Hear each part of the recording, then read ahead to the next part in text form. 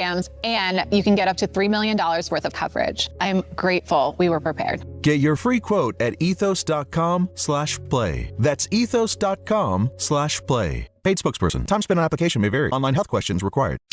ESPN New York is your home for the world champion New York Knicks. WHSQ and WCBS-FM HD2, New York.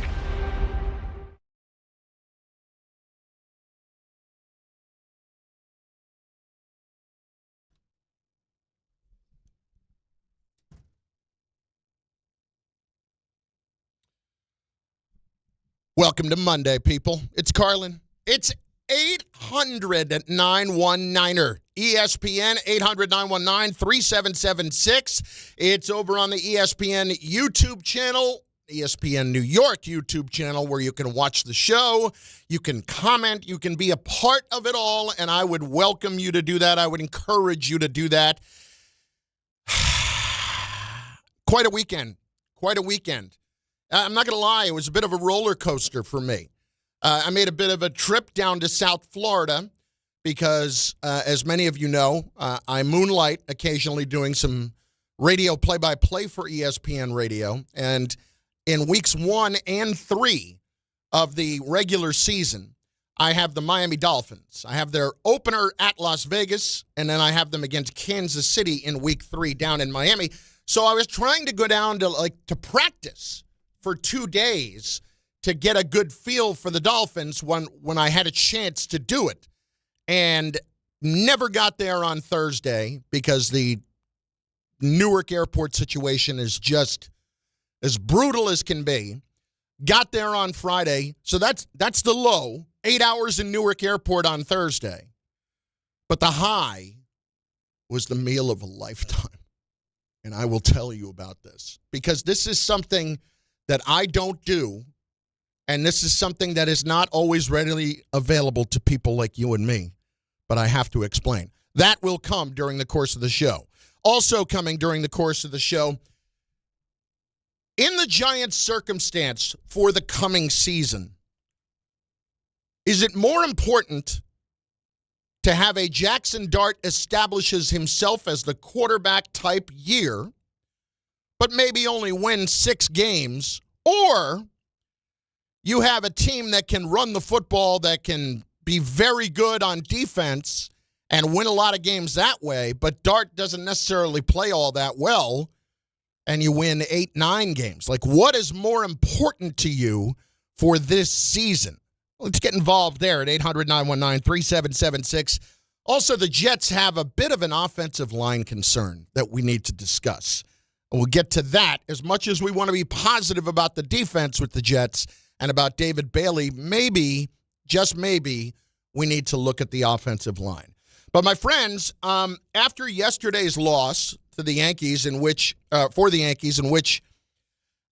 he hit the home run. I'm just tired of watching Trent Grisham be the center of the Yankee universe, if that's what you would call it right now.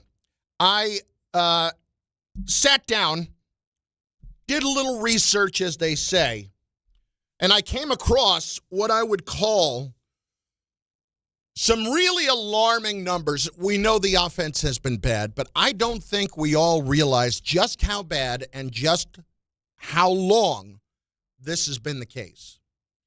You know, at one point this year, and granted, it was when everybody was healthy, or at least when Aaron Judge and Cody Bellinger were healthy. I said Clay because it was Old Timers Day over the weekend.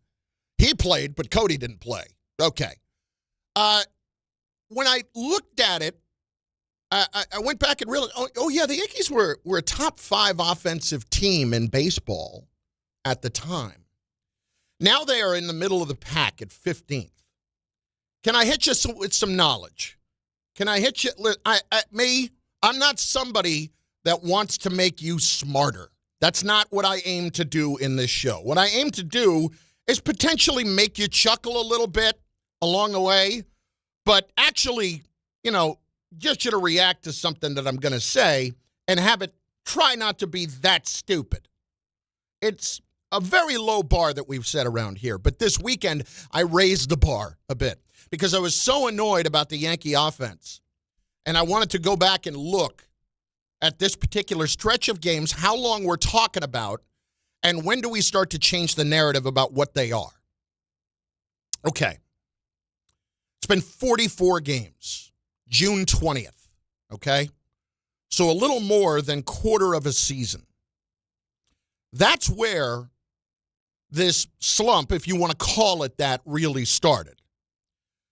During these 44 games, the Yankees have scored 5 or more runs only 10 times. So that's less than a quarter of the time, 23% of the time. They're averaging 3.3 runs per game during those 44 games. Somehow, their record is just 20-24. Somehow is because their pitching has been just that damn good. I want to give you a little context, okay? Now, I understand that this is extrapolated out over an entire season, but that 44 games is a pretty healthy bit of real estate with which to evaluate a team. That's a nice sample size. Over the last 12 years, there has been only one team in Major League Baseball that has averaged 3.3 runs or less over an entire season. Granted, again, Yankees have only done it over the course of a year, quarter of a year, 44 games. That team was the 2024 White Sox. That team lost 121 games. And the Yankees are somehow only 4 games under 500. So I know that with that being the case, I'm really supposed to start to look at this. Well, look how good their pitching is. They're going to be fine. Once Judge comes back, once Bellinger comes back, once Stanton comes back, they're going to be fine. Can you answer this question? When are any of them coming back? Is that silence I hear? That silence appears deafening. I believe it's because none of you have an answer. And you might have been yelling at me in your car. Doesn't matter. I didn't hear you. So it was silence nonetheless. Point is, you don't have an answer, and neither do I, as to when any of those 3 is coming back. And this is starting to feel like not just a bad slump. This is what they are. When you go for 3 runs or less 27 times in 44 games, you are a bad offensive team. When you score 2 runs or less 19 times in 44 games, a little less than half the time, you are a bad offensive team. When you have Cam Schlittler pitching, who has an ERA of 2.21 and another wasted effort yesterday with 11 strikeouts over 7. Cam Schlittler, the Yankees, in his starts this season, are 14-10, and he's got a 2.21 ERA. Not that that's his record. That is the team's record in Cam Schlittler starts. I threw a lot of numbers at you there. Here's all you need to know. Let's summarize those numbers.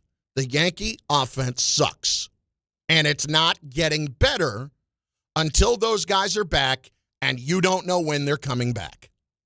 So right now, I look at that, and then I look at the Boston Red Sox. You know what the Boston Red Sox have done over those same 44 days? They went from 14 under 500 to 13 over as of Saturday. They lost the last 2, but they went from 14 under to 13 over. They went 33-6 over that stretch. Guys, we're at this point. We need to stop waiting for the Yankee offense to wake up. This is not a slumber. This is hibernation. Bears sleep this length of time in the winter. That's what this is. That is more than a quarter of a season.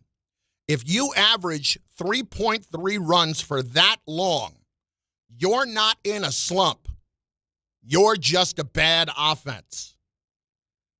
So when does it stop being a prolonged slump and start becoming your identity about what you are? Because right now, this is what they are. And I've got everybody here in the chat already steaming up with everything will be fine. It's a second-place team that is well over 500. We've got no problems. Stop worrying. Really? Stop worrying. Okay.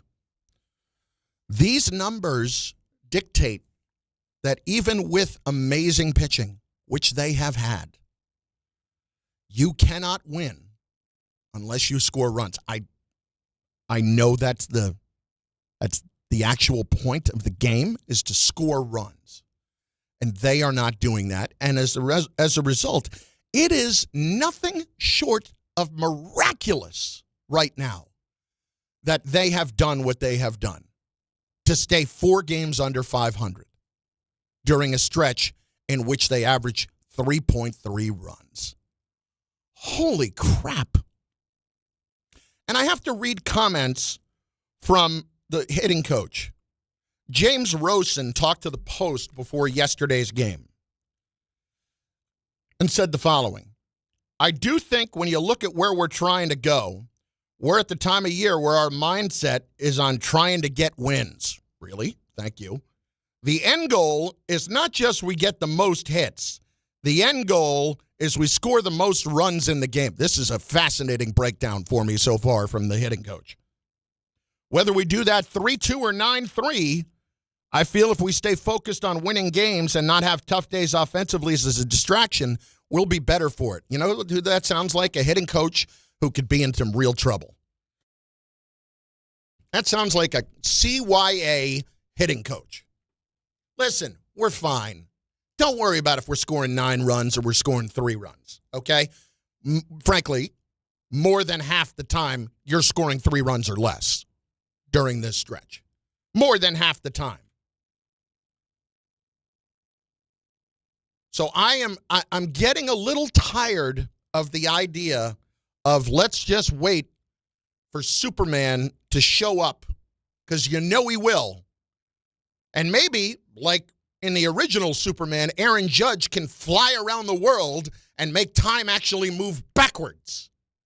And you can go back to this point and start scoring more runs, because by the time he gets back, it might be too late.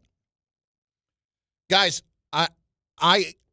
when I say it might be too late, I'm not saying that the Yankees are not making the playoffs.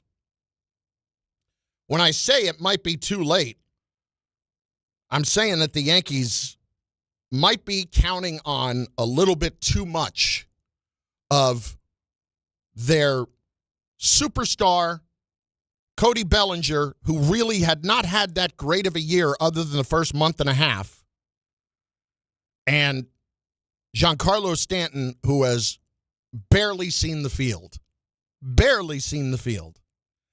to come back and carry them in the postseason. That's an unrealistic expectation. And this is starting to feel more and more like a blown opportunity. Like a blown opportunity. You know, we reached the point in the Knicks run where we sat there and said, you had better go and win this championship, because you may never have a better opportunity. And we probably reached that when they got to the conference finals. Not that it would be a disappointment if they didn't, but that this is a great opportunity. This is a great opportunity. The West was beating up each other. Maybe you had a chance there. You obviously had positive matchups with San Antonio before during the regular season. And you had Cleveland in the conference finals and a real chance to take care of them. All of a sudden, that door was wide open. Well, at one point this season, the Yankee door was wide open. That door is closing pretty quickly. We sit here today, and the Yankees are well within striking distance of the postseason. They're 7 games up in the loss column over Texas, who is in that last spot for the wild card. And that's plenty, right? You don't worry about that in the least. You're going to make it there. Every other team is going to be a 500 team that is fighting it out for that last playoff spot. Whether it's the Orioles, the Guardians, the Twins, or Texas, or the Tigers, or whoever. They're all average to bad teams. My problem here is, when exactly do we acknowledge that the Yankees, without the offense, are not a whole lot better than those other teams? Because without those guys, they're 20-24. Without this prolonged slump, or with this prolonged slump, they just have not hit at all. And we find ourselves praying that by the time they get back, we're going to be fine. Is that really true? Is that really fair? Judge hasn't played since the beginning of June. I think actually May 31st might have been his last game. I'll double check that in a second. But the point is simply this. Yeah, May 31st was his last game. I don't know that he's walking through the door, guys, and immediately going to be great. So I ask you this question at 800-919-3776, at 800-919-ESPN. At what point do we just start acknowledging, have you reached the point yet where it's the Yankee offense is just not that good? And it's not about when everybody else comes back, and it's not about we're in a slump. This is not a prolonged slump. This is a quarter of a year. A couple of the comments coming in on the ESPN New York YouTube channel, and I would advise you to get involved in the show there. It's a nice, easy way to do it. Jungle Prophet. Summer grind is June, July. These are the dog days of the baseball season. Players show fatigue, and there's a lot of traveling. Hitters go into slumps around this time. Pitchers deal with dead arms. Okay. What's happening in Boston? I don't see slumps. I don't see dead arms. I see a team that is about to blow past you. It's not hate, Spark and Blaze. Good morning, Spark and Blaze. It's not hate. It says no other team, none, has the pressure or the expectations that the Yankees, even the Mets or the Dodgers, who, mind you, have replicated some of the previous regime the Yankees have done. First of all, I would say the Dodgers at this point do have the expectations that the Yankees do. But secondly, what's wrong with expectations when you're the Yankees? That's supposed to be what it's about. Have you gotten suckered into changing what or where the bar should be set? I'd love to know that at 800-919-3776. The lines are open now. Are the Yankees just in a prolonged slump, or is this just who they are? And that's what you're going to have to deal with for the rest of the year, because it feels like that. Listen to Aaron Boone. Yeah, I mean, but that's baseball. But, when you're going through, the stretch where we've been offensively,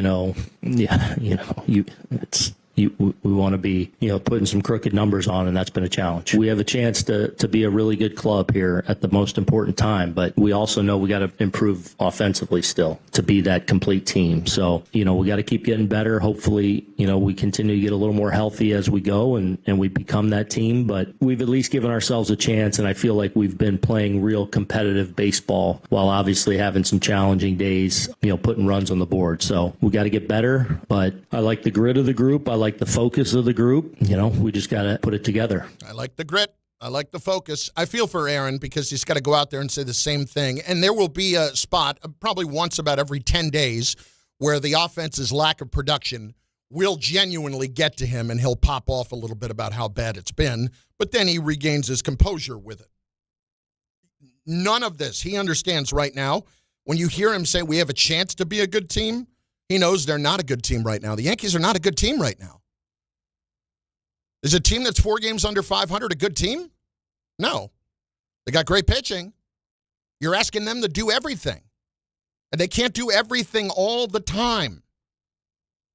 I mean, listen, Schlittler has actually asked this question. You know who Schlittler is? He's Jacob deGrom from when he was with the Mets in the early days. When deGrom is going out there and throwing absolute seeds and being amazing, and the Mets cannot score a run for him. Regardless of the score, you always want to be perfect or try to put yourself in the position to be perfect and set your team up for a win.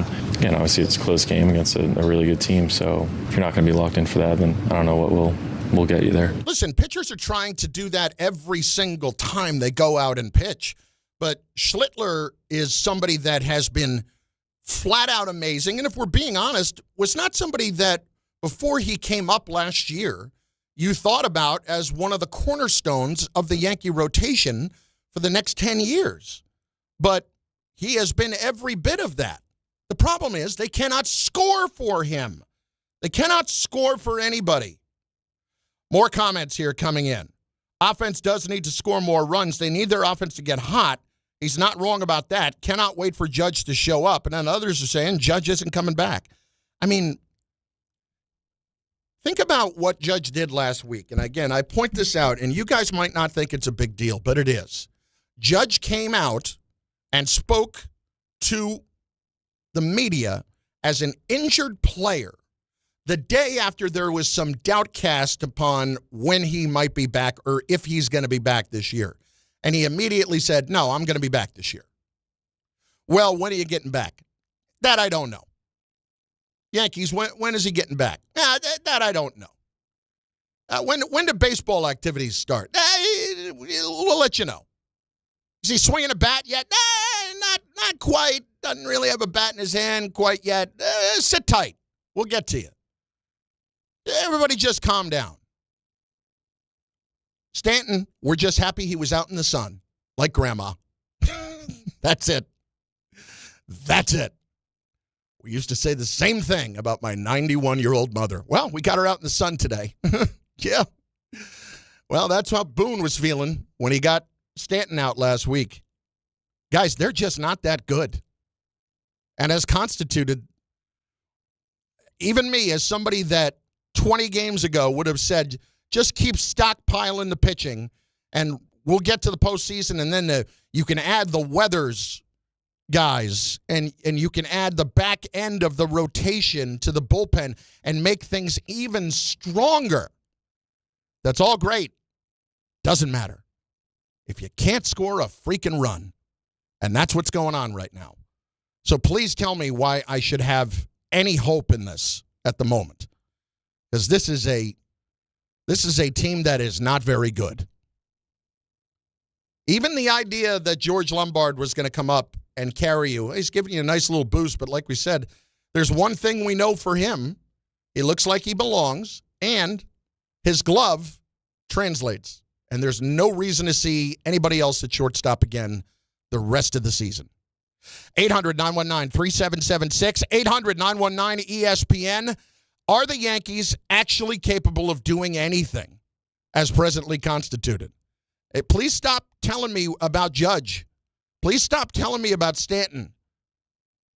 I mean, Bellinger, hopefully in a few weeks. But again, guys, give me times. When am I going to see him back? Just give me a week. Give me a 10-day window. Can't give me any of that. Even when Judge wants to come out and reassure his teammates he's going to be back. Can't do that. 800-919-3776. It is Carlin. I am with you. The Giants have wrapped up their training camp down in West Virginia, and now they are headed back north, and they will open up camp at home this week over in East Rutherford. And there are questions around what is more important for the season. And I see guys like Dave, and I see people who are getting caught up very much in the wins and losses. And I couldn't be less interested in the Giants' wins and losses this season. There's one single thing that matters the most in this Giants season. Lines are open. Head them up, 800-919-3776. Also, leave your comments over on the ESPN New York YouTube channel. It's Carlin, just getting started on ESPN New York. Good Karma Brands is proud to be an equal opportunity employer, providing equal employment, development, and advancement opportunities to all teammates and applicants. To learn more about careers with us, please send an email to talentacquisition@goodkarmabrands.com. That's talentacquisition@goodkarmabrands.com. Heading to the outbound George Washington Bridge, westbound Cross Bronx, a mess to the GW Bridge upper level. Broken down tractor trailer under the apartments. 2 right lanes are closed. A mess on the Cross Bronx, the Deegan, and the Harlem River Drive. Coming in from New Jersey, Lincoln and Holland tunnels and George Washington Bridge, all under 5 to 10 minute delays. What a horrible crash at Wisconsin on the island. Town Line Road closed both ways by Evergreen Avenue and Lantern Lane. Investigation of a crash involving several pedestrians this morning. Path has delays. Police Department activity on the General Square 33rd Street line and Route 35 that's closed both ways at the Morgan Drawbridge. Mechanical issues with the bridge. Traffic is stopped both ways on Route 35 at Old Bridge, Get with 9 or the Garden State Parkway. I'm Bob Williams on 880 ESPN New York. Hey, Yankees fans, join us at Yankee Stadium on Friday, August 21st as the Yankees take on the Toronto Blue Jays. And don't miss Cody Bellinger Bobblehead Night, presented by T-Mobile. The first 18,000 guests through the gates will take home an exclusive Cody Bellinger bobblehead. Get here early, grab the giveaway, and cheer on the Bronx Bombers. Tickets are available now at Yankees.com/tickets.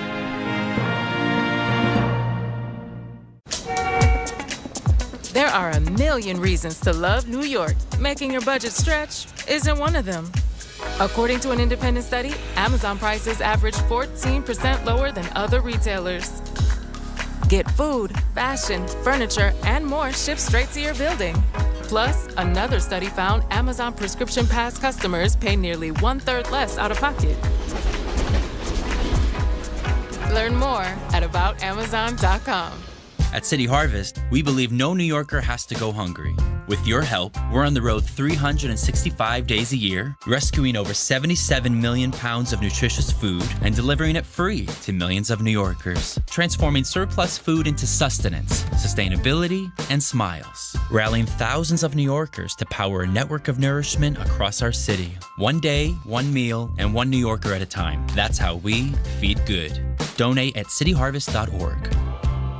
There you were, surrounded by fans. Everybody remembers the game. Nobody remembers the guy coughing behind you. Till a few days later, at 2 a.m., you wake up with a fever and your throat's on fire. Now what? Urgent care? Closed. ER? Slammed. Telehealth? Maybe, but the pharmacy's closed. You needed a medical emergency kit. These aren't first aid kits. They contain essential prescriptions used for over 30 common conditions. Sinus and ear infection, UTIs, stomach bugs, traveler's diarrhea, and more on hand before you need them. Use your doctor-developed guidebook to select the right prescription or call their telemedicine doctor standing by. It's like an urgent care and drugstore at home. When you're sick, traveling, or stranded, you'll wish you'd ordered a medical emergency kit. Order online in minutes and it's shipped to your door. And save $45 with my promo code 880 at urgentcarekit.com/880. That's promo code 880 at urgentcarekit.com/880.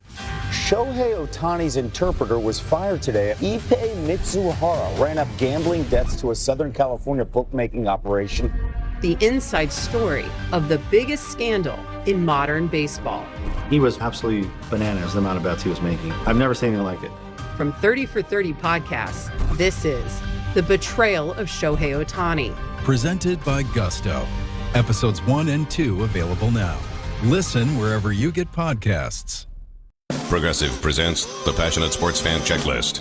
Signed jersey of your favorite bench warmer? Check. 14 bobbleheads that look nothing like the players they're emulating? Check. Twin TVs so you can watch the game on 2 different networks simultaneously? Check. Life-size wall sticker of your favorite player that routinely freaks you out at night? Check. A second life-size wall sticker so after the first one freaks you out, you see the second and you're like, oh right, the wall stickers. Check and mate. Bundle your renters and auto insurance with Progressive and save on protection for the things on your checklist. Get a quote at Progressive.com. Progressive Casualty Insurance Company affiliates and third-party insurers not available in all states or situations covered subject to policy terms. This is the Michael K. Show. I think that when you watch a team every single day, I think we get more of a harsh perspective because teams that are having quote-unquote good years, the injury-decimated Yankees play those teams, and they seem to handle them quite well. Maybe things are not as bad as we all think they are because we're watching them every single day. The Michael K. Show, weekdays at 1 on ESPN New York and streaming live on YouTube. Presented by the Parisman Firm. No, Michael, they're worse. They're worse. Sorry. 800-919-3776, 800-919-ESPN. Carlin, ESPN New York YouTube channel. A couple of other of the comments coming in. You can go to the YouTube comment page, and you can be a part of the program and do it very quickly by simply leaving your comment. Desi Roll, 4070. Carlin just told you the Yankees' record is 14-10 when Cam starts, and he's got a 2.21 ERA. That's all you need to know. Yeah, that's a problem. That's Jacob deGrom-like. I mean, the Mets were actually, I believe, under 500 at one point. Remember, deGrom won the Cy Young with like 11 wins. It was a stupid number, how low it was. And he had an ERA below 2. So I should show them a little bit more respect than that, but it's getting to that point. It's getting to that point. Other people here chiming in. Jalen Brunson played with a broken bone. This is from Marcus Blackman in his wrist. That's what the real ones do. Judge needs to be out there playing. Here's the thing, Marcus, I can't do that because in baseball in particular, when we're talking about a broken rib and an issue around the oblique, swinging the bat, like, I'm not doing that. I'm not trying to make this guy go out there and try to save us because, to me, that's the worst thing that you can do. This is someone that is further along in his career, and at 34 years old, turning 35 for next season, when do I have to start to really pay attention to trying to maximize as much as I can from him? I mean, I've already been doing that, and that's why they're being as quiet with this injury as they are. They really don't want to set any expectations for when he's coming back. Let's see here. Comparing sports is silly. No, it's not. Ronaldo checking in with that. Comparing sports is silly. No, it's not. When it comes to opportunities, and the Yankees' opportunity was there, and it feels like it's disappearing for their chance to win games in the postseason. It feels like it's going away. Why would I believe that you could do better than this when it's not a month? We're talking about nearly 2 months. Like, at some point, this is just what you are. Own that. You're not good. But no, listen, we're getting some good quality at bats. I mean, obviously, we got to do more to put some runs on. But unlike some of the other games where we've been shut down, I do feel like we're getting some good swings off them where Grisham and Rice just missed, leaving the ballpark. Ramos had a couple of good at-bats today. Garcia hit a ball in the nose. So, we had better at-bats as a club, but still, we got to find a way to push it across. I tell you, if they're a team that's 1 and out, which right now they are, I don't care if they're in that number 1 spot among the wild card teams. Yankees are not a team that's making it out of the first round right now, as presently constituted. I know Judge and Stanton and Bellinger are all out. Okay, when are they coming back? I'll wait for the answer. Don't have it. Okay, so I got to operate as if I'm not going to have them. Right now, they're not beating the Red Sox, which is who they would play in that 2 out of 3 in that first round. Right now, they would play Boston, and right now the Red Sox would beat them without a problem. Without a problem. And then it becomes, well, somebody's head's going to roll at some point, right? You would think. I would think at that point it's probably Boone, but which would just be absolutely silly. It would be absolutely silly to have Boone be the guy who takes the hit when the team is assembled by the general manager. And He's the one that opted to give Trent Grisham that money. $22 million. Nobody else was going to give him that money off of a career year. Nobody. 800-919-3776. 800-919-ESPN. I'm going to bring in Tom for a moment because I don't feel like I necessarily lean into Tom as much as I should. Because, Ray, can we admit that there is an accidental humor to what Tom does? Ray Danahan, would you agree that what Tom does, there's an accidental comedy to it? He tries to get real serious, and then there's always a foot and mouth situation. Right, and I would like to lean into that when possible. So as a Yankee fan, Tom, keeping all of this in mind. Well, listen. Listen. I'd like to know where you stand at the moment, operating as if this team is where it is without anybody coming back. Well, first of all, I'd like to thank you for acknowledging my foot and mouth syndrome that I've got kind of going on right now. But even in saying it like that, my foot and mouth syndrome that I've kind of got going, I'm sorry.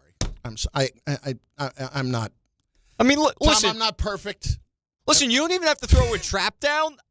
I just immediately fall into a hole. Kind of like if you saw that video of the soccer guy who celebrated a goal and then fell into what looked like a 50-foot hole this weekend.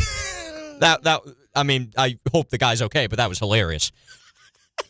But at any rate, he fell into a 50-foot hole. I hope he's all right, but that was hilarious. There were a few angles. It made its way on social media. No, here's the thing, though.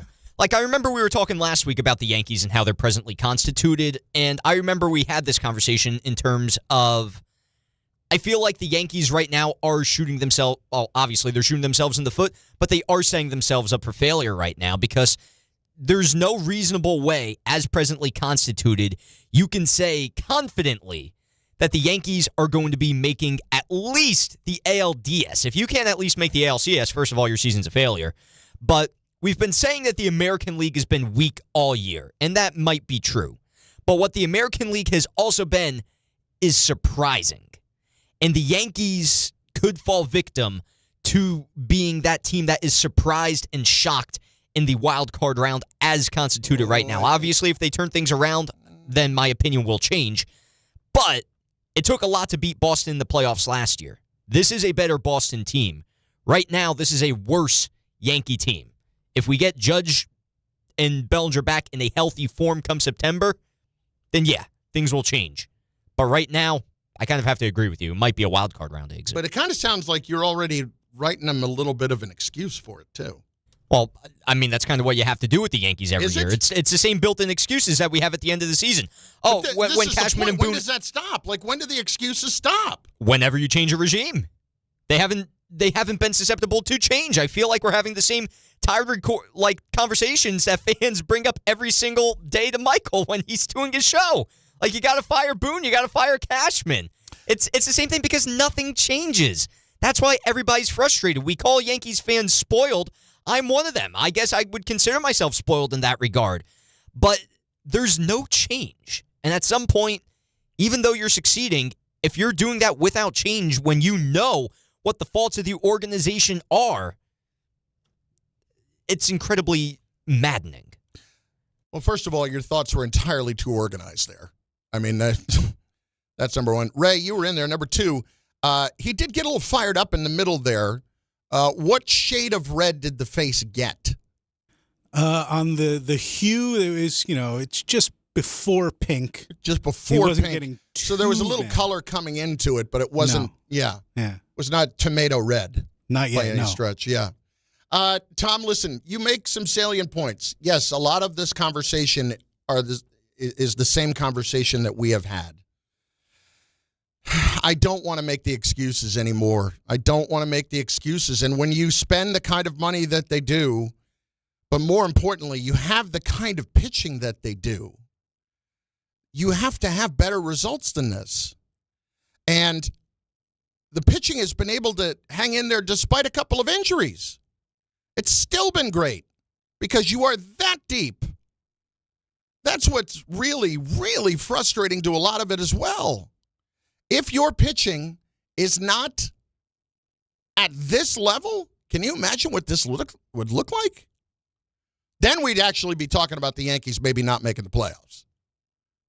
Like, because then you'd be starting to get into, like, if the Yankees just had a middle-of-the-road staff or even a, top 12 staff, they'd have at least 5 or 6 less wins. And then we're talking about a team that's hovering around 500 with these injuries and trying their damnedest to get in. Like, it shouldn't have to be about scraping by in every moment that we have to count on or hope that bringing up our top prospect is going to be a jumpstart for our team. Which, by the way, I mean, defensively it has been, a little bit offensively. He's got a couple of home runs. He's looked good. There's nothing not to like about what you've seen from Lombard. Do you ask a guy like that to come up and carry you? Of course not. Of course not. 800-919-3776. 800-919-ESPN. Let's see. There's one comment coming in. Eitan Tomlinson. I love you, Chris, but you're being a nozzle. This is not the same team going into October. Can you tell me that? Do you have a date? Were you there when Judge was under the MRI? Can you tell me, Eitan, exactly when is it happening? Because I don't know. You don't know. And most especially, it feels like they don't know. Carlin, ESPN New York. This is Don, Hahn, and Rosenberg. I'm telling you right now, I'm buying stock in 96. I might be buying a jersey. This kid, Lombard, is not overhyped. This kid is exactly the goods. And it doesn't mean he's not going to have a bad game every now and then. There's a way people move and act and talk that tell you, oh, yeah, it's in him. Now it's a matter of sit back and let's watch it happen. Don, Hahn, and Rosenberg. Weekdays at 3 on ESPN New York and streaming live on YouTube. 1-877 Cars for Kids. K-A-R-S Cars for Kids. 1-877 Cars for Kids. Donate your car today. Call 877-CARS-FOR-KIDS to reach a friendly live agent. Donation is super easy, and your car can be picked up as soon as tomorrow. Call us now or go to carsforkids.org. Donate your car today. Did you know you can donate real estate too? Miller time. People think it just happens, but that's not true. You know what you gotta do? You gotta go say hello with some beers. Make the plans. Forget the couch. Go to that thing. Play the game. See them in person. Talk to that stranger. Live a little. Small acts of rebellion that bring us together. Because legendary moments start with a light. It's Miller time. Celebrate responsibly. 2026 Miller Brewing Company, Milwaukee, Wisconsin. Monkey Sports, built by players for players, is your one-stop shop for hockey, baseball, lacrosse, and more.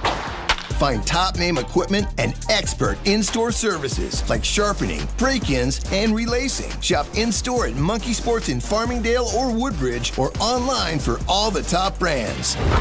Whatever your sports, Monkey Sports gets you game ready fast. Monkey Sports, where athletes shop. When's the last time payroll was the easy part of your week? With Gusto, it can be. Gusto is the all-in-one platform designed to take the hassle out of managing your team, from payroll and compliance to hiring, onboarding, and more. With Gusto, you can get back 2 full days each month with all the time you've saved. Go to gusto.com today and learn why over 500,000 small businesses choose Gusto. That's GUSTO.com. Gusto.com. Everyone needs to take care of their mental health, even running back Bijan Robinson. When I'm on the field and feeling the pressure, I usually just take a deep breath. When I'm just breathing and seeing what's in front of me, everything just slows down. It just makes me feel great before I run the play. Just like Bijan, we all need a strong mental game on and off the field. Make a game plan for your mental health at loveyourmindplaybook.org. Love your mind. Brought to you by the Huntsman Mental Health Foundation, the Arthur M. Blank Family Foundation, and the Ad Council. This is DiPietro and Rothenberg. I take the car service home heavily medicated on Ativan, right? And my wife had told me prior to that she didn't like the way I was on Ativan, that I became hostile and agitated. So the Giants lose that game 24-21. And I said, I can't take it anymore. The season is over. And I took the vinegar and I dumped the vinegar out on her computer. And she said, what is the matter with you? You dumped the vinegar onto the computer. Yeah, but don't stop there. Oh, my God. She goes, what's the matter with you? I said nothing. You want to see the matter? At this point, the kids, the poor kids. Are the kids okay?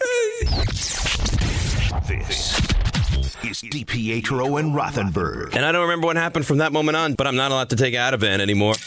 Morning Start with DiPietro and Rothenberg. Weekdays from 6 to 10 on ESPN New York and streaming live on YouTube.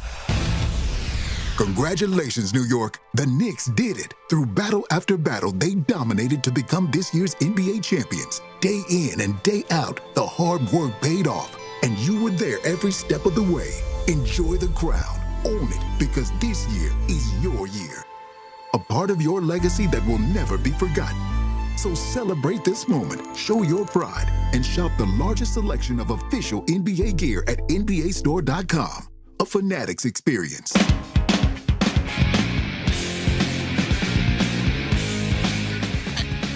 Listen, I love him to death, but it made a promo out of this, and this just speaks to the fraudulence that exists with Peter Rosenberg. I love him to death. I just heard this at the beginning of that brief break. Take a listen. This is Don, Hahn, and Rosenberg. I'm telling you right now, I'm buying stock in 96. I might be buying a jersey.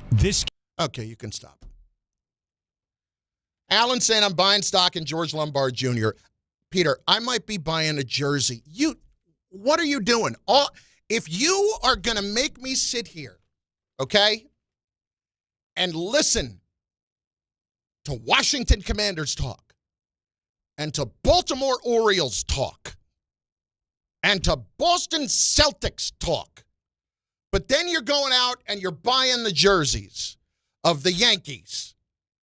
Did he buy a Knicks jersey? Because he made sure to tell us a couple of weeks ago that he was at like a private championship celebration with Jalen Brunson and company. Like, make sure that we knew that in the little name drop situation. You fraud! Enough! I might get a jersey. And I might be buying a jersey. You're doing that under. Keep that. You're doing that under the guise of like, well, I'm cool, and to wear the Yankee stuff, that's just cool. That's not being a fraud. No. God. I'd rip that jersey right off him if I saw him. Rip it right off him. I also hope it doesn't say Lombard on the back. It's just... I love him, but at other times, I want to kill him. I might be buying a jersey.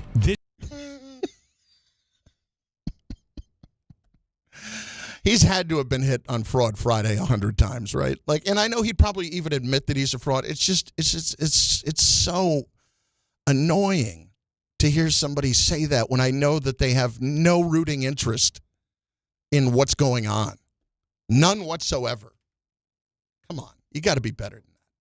The only reason I would ever buy a jersey that wasn't for one of my teams was if I was doing it to support a friend or something like that. Like I got a guy who plays in the league who I know pretty well, Sebastian Joseph Day. I would buy his jersey because he played at Rutgers. I obviously know him pretty well. And to support him, I would do that if it was on another team. I wouldn't do that for any other reason.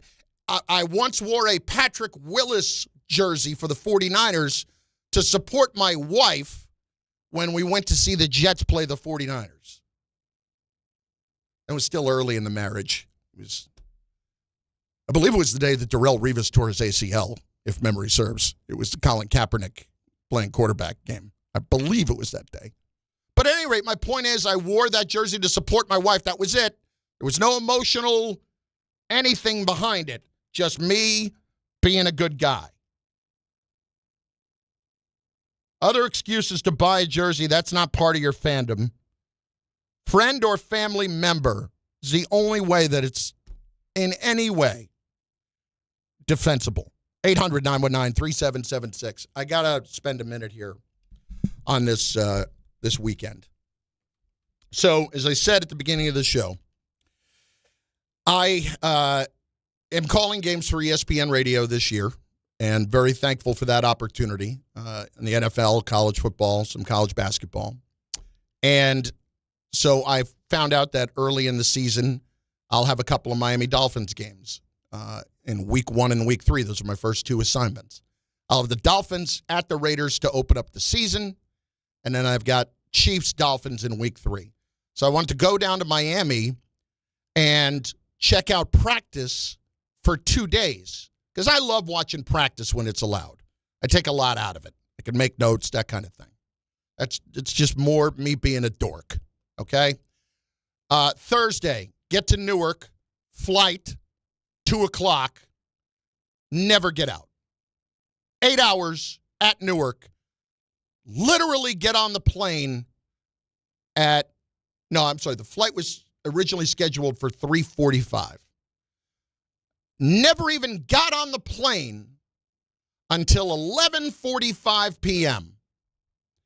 Boarded.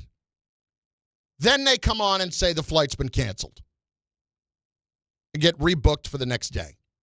So I've been at Newark for 8 hours. I'm just kind of aimlessly wandering. Let me tell you something. When you're somebody who is trying to eat somewhat better, that can be a war in your head. And that day was a war in my head because I am in Newark Airport, and I'm not saying that the food is amazing, but you go into like in Terminal C, you go into that bazaar, and they've got one of everything. They've got burgers, they've got cheesesteaks, they've got pizza, they've got you name it. And I'm trying to do the right thing. I'm trying not to screw up. There's good stuff I got going on, and miraculously I do it, and somehow I just do it by playing a mental war all day that I would never have won before, but for some reason, the better part of me won out, and I had like a half a chicken sandwich. So we were in good shape there, okay? So already, even though I'm in Newark for 8 hours, the day's a win. So this has been I'm not one of those guys that's going to yell at anybody or really get upset because the people working there are just doing their jobs. They're doing the best they can. You think they don't want the flights to get out? Of course they do. Everybody relax and calm down. Yes, it sucks. We know. But I missed practice on Friday. I fly down. I actually get on the plane, get down there on Friday afternoon. I go to practice on Saturday. Get the text from the airline. My flight home on Saturday is at 3:50 p.m. From my observations at practice, Jet fans, you're not going to have to worry about the Dolphins. Let's just put it that way. They got a long way to go. Anyway, Saturday, flight delayed 2 hours. Get the text just as I tell my wife, I'm going to pack up and get to the airport. Flight delayed 2 hours. She texts me and says, why don't you just take the first one out tomorrow? Because my wife will follow along on the app with what my flight situation is. Why don't you just take the first one tomorrow? Because the first flight gets out. And whoever tells you that it doesn't, they're just lying. That's what I did. Reschedule. First flight gets out. Of course, mind you, after the flight got delayed for 2 hours, they moved it back up to 4:30, and it did fly out on time. So I could have gotten home Saturday night had I not changed it, but I already changed it. So I'm in Fort Lauderdale. I've got to fly home now from Palm Beach, which is like another 45-minute drive up the Florida Turnpike. And I got to find a hotel up there to get up at 4 a.m. for a 6 a.m. flight. But I had been aware of a food situation for years that I had never been able to take advantage of. And I decided that this is what I was going to do. Guys, this food situation, I have not eaten this much potentially collectively in the last 6 months than I did on Saturday night. And it was absolutely amazing. I went to this place in Fort Lauderdale that is a famous place. It's called Martorano's. It is a place that is impossible to get a reservation at. It is not a very big place, and it's one of those places that I would never go to because it's so hard to get in. Like, if you don't want me in your restaurant, like, I can't, I'm not excited to be there, right? But I did call ahead and say, what are the chances of one person getting in? And I said, well, if you come right at 6 o'clock, you probably should be able to get a seat at the bar. I've never made a better decision in my life, and I would include my marriage in that. We'll explain. Carlin, ESPN New York. Mornings with DiPietro and Rothenberg. Buster only joins us. Who is a team in the American League right now that should scare Yankees fans a little bit? All of them. There's so much parity in the American League, it's kind of crazy. So if you told me that the Yankees reached the World Series, I wouldn't be shocked. And if you told me they got knocked out in the first round, that wouldn't shock me either. I don't think they have any idea what they're going to get out of Judge and Stan the rest of the year. Like none. DiPietro and Rothenberg, morning 6 to 10 on ESPN New York and streaming live on YouTube.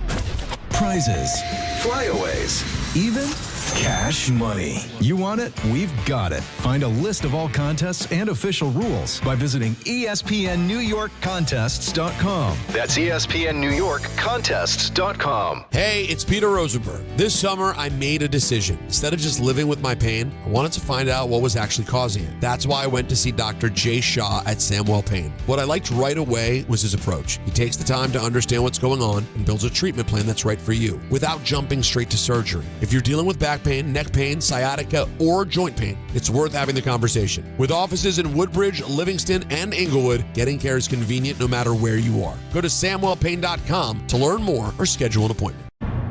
Hey Yankees fans, gather a group of 10 or more and take advantage of our 2026 Yankees group ticket specials.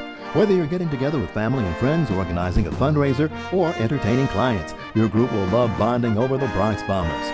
Start planning your 2026 group outings today. Log on to Yankees.com/groups. Call 212-YANKEES or email us at groups@Yankees.com. That's 2026 group tickets. Call 212-YANKEES or visit Yankees.com/groups today. There are a million reasons to love New York. Making your budget stretch isn't one of them. According to an independent study, Amazon prices average 14% lower than other retailers. Get food, fashion, furniture, and more shipped straight to your building. Plus, another study found Amazon Prescription Pass customers pay nearly 1/3 less out of pocket. Learn more at aboutamazon.com. Your ambition just met its match with Robinhood. You push yourself in everything you do, scanning headlines for insights, keeping an eye on the market. Robinhood puts you in control of your money, all on one platform. You expect more from yourself. Expect more from your money. Get started today at Robinhood.com/yourmoney. Again, that's Robinhood.com/yourmoney. Your money, your move.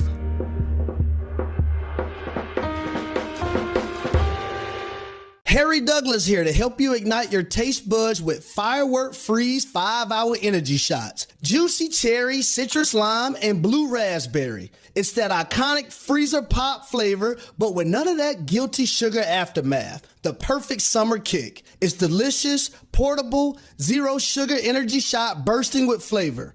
Bring on the summer with Firework Freeze 5-Hour Energy Shots, available online at 5hourenergy.com and on Amazon. Hi, this is Don LaGreca. Just like the New Jersey Devils bring intensity on the ice, Viking Pest Control brings the same level of protection to your home. And I know because I use Viking at my own place. The season may be over, but pests are always in play. So it's time to lock in your off-season defense. As the pest control provider and proud partner of the Devils, Viking delivers 45 years of trusted experience to keep ants, cockroaches, stinging insects, rodents, mosquitoes, and more out of your zone. And when you bundle pest control mosquito services, you score big savings. One call, one company, total peace of mind. Visit VikingPest.com, protecting your home inside and out. Hey, New York and New Jersey, Boost Mobile has an unlimited talk, text, and data plan that's only $25 a month forever. Meaning you'll only ever pay $25 a month for the rest of your life. Who wouldn't want unlimited wireless when it only costs $25 a month forever? If you don't, you must be one of those people who enjoy overpaying for their phone plan. $25 a month forever is truly as good as it gets. So go online and switch now at boostmobile.com. After 30 gigabytes, customers may experience slower speeds. Customers will pay $25 a month as long as they remain active on the Boost Mobile Unlimited plan. ESPN New York, now streaming live on YouTube. Subscribe today and watch the show. WHSQ and WCBS-FM HD2, New York. This is Carlin. You know I am not that bright. On ESPN New York. Fat, bald, nasally, I got it. And streaming live on YouTube. You're welcome. Marcus Blackman, Peter is a certified grade A fraud with a capital F. We did know that. I don't even know why that annoyed me as much as it did. It just did. Carlin, 800-919-3776. Over on the ESPN New York YouTube channel, EW Games. Chris, he's just emphasizing how cool the hype is. Peter is not buying a Lombard jersey. Geez, it was a joke. No. I could absolutely see Peter buying a Lombard jersey. Could you see Peter wearing a jersey of a Yankee if it was cool to wear that? Wearing and buying are two different things. Wearing, yes, but he wants somebody to give it to him. Excellent point, Ray. Excellent point. I can't believe I didn't even go there. Somebody should, maybe that whole thing, and oh my God. I might be buying a jersey. Carlin, you're such a sap. How did you not know that this very statement, I might be buying a jersey, is Peter asking somebody out there to send him a jersey, asking the Yankees to send him a jersey? How did I not know that? That's a great point, Ray.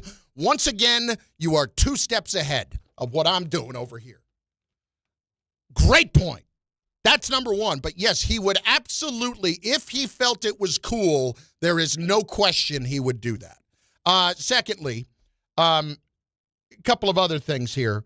EW game, so EW is all over me about that. Like, come on, no, this is what he would do. There's no doubt. Tsunami, wow, Ray, wow. Ray's playing chess, we're playing checkers. That's what's going on. I'm going to get to the Giants here in a moment, and I'm going to get to plenty on the Jets. And you have a chance to be a part of the show, not only in the ESPN New York YouTube channel by making comments like that, but also by calling in at 800-919-3776. I'll get to why in the next 5 minutes, why Jaxson Dart's season is intriguing when it comes to wins and losses. And we will explain, because I want to know how a Giant fan is going to handle this. And do we actually have a problem on the Jets offensive line? We'll discuss that coming up. But I do have to pay this off because, listen, I know we're going to – 2 things. Number one, I don't pay off teases enough. And secondly, you could argue that this isn't paying it off. But, guys, I just had to share this because it's a transformational experience. All right? So I go to this place in Fort Lauderdale called Martorano's. And it, like I said, there have been many, many people over the years who have told me about this place. It's like legend. It is a smallish place. There's probably 20 tables, 25 tables in the restaurant. There is a small-ish bar area. You can see the entire kitchen. And this place, to get to this place, all of Florida is a strip mall to begin with, right? This is in what I would term a somewhat seedy strip mall. Like, you would drive past this place and not think anything of it. You would not think there is one of the most amazing restaurants ever in this place. No chance you would be thinking that if you just drove past it. Like, I literally had to pull around from the back of this strip mall to the front. And I'm like, am I in the right place? You ever do that on your GPS? It's like, it says it's here. Where is it? Oh, okay. There it is. All right. I guess so. All right, let's try it. So they told me, get here at 6 o'clock when we open. Maybe you can get a seat at the bar. Okay. I get there at 5:40. I'm waiting online. I'm talking to a couple of people. I said, this is my first time here. And they're like, oh my God. They looked at me like they were so jealous of it being my first time here. And this guy said, just as they were about to open the doors, make sure that guy does not try to jump you because you were here first and you're getting that seat at the bar. Like the guy next to me was looking out. It's like, see that guy there? I could see him angling. He's going to try to slide in right in front of you. Don't let that happen. I got your back. It was a guy from New York, actually, which I appreciated that. So I get there, second person in the door, said, can I just a single at the bar? Take a seat, sir. Awesome.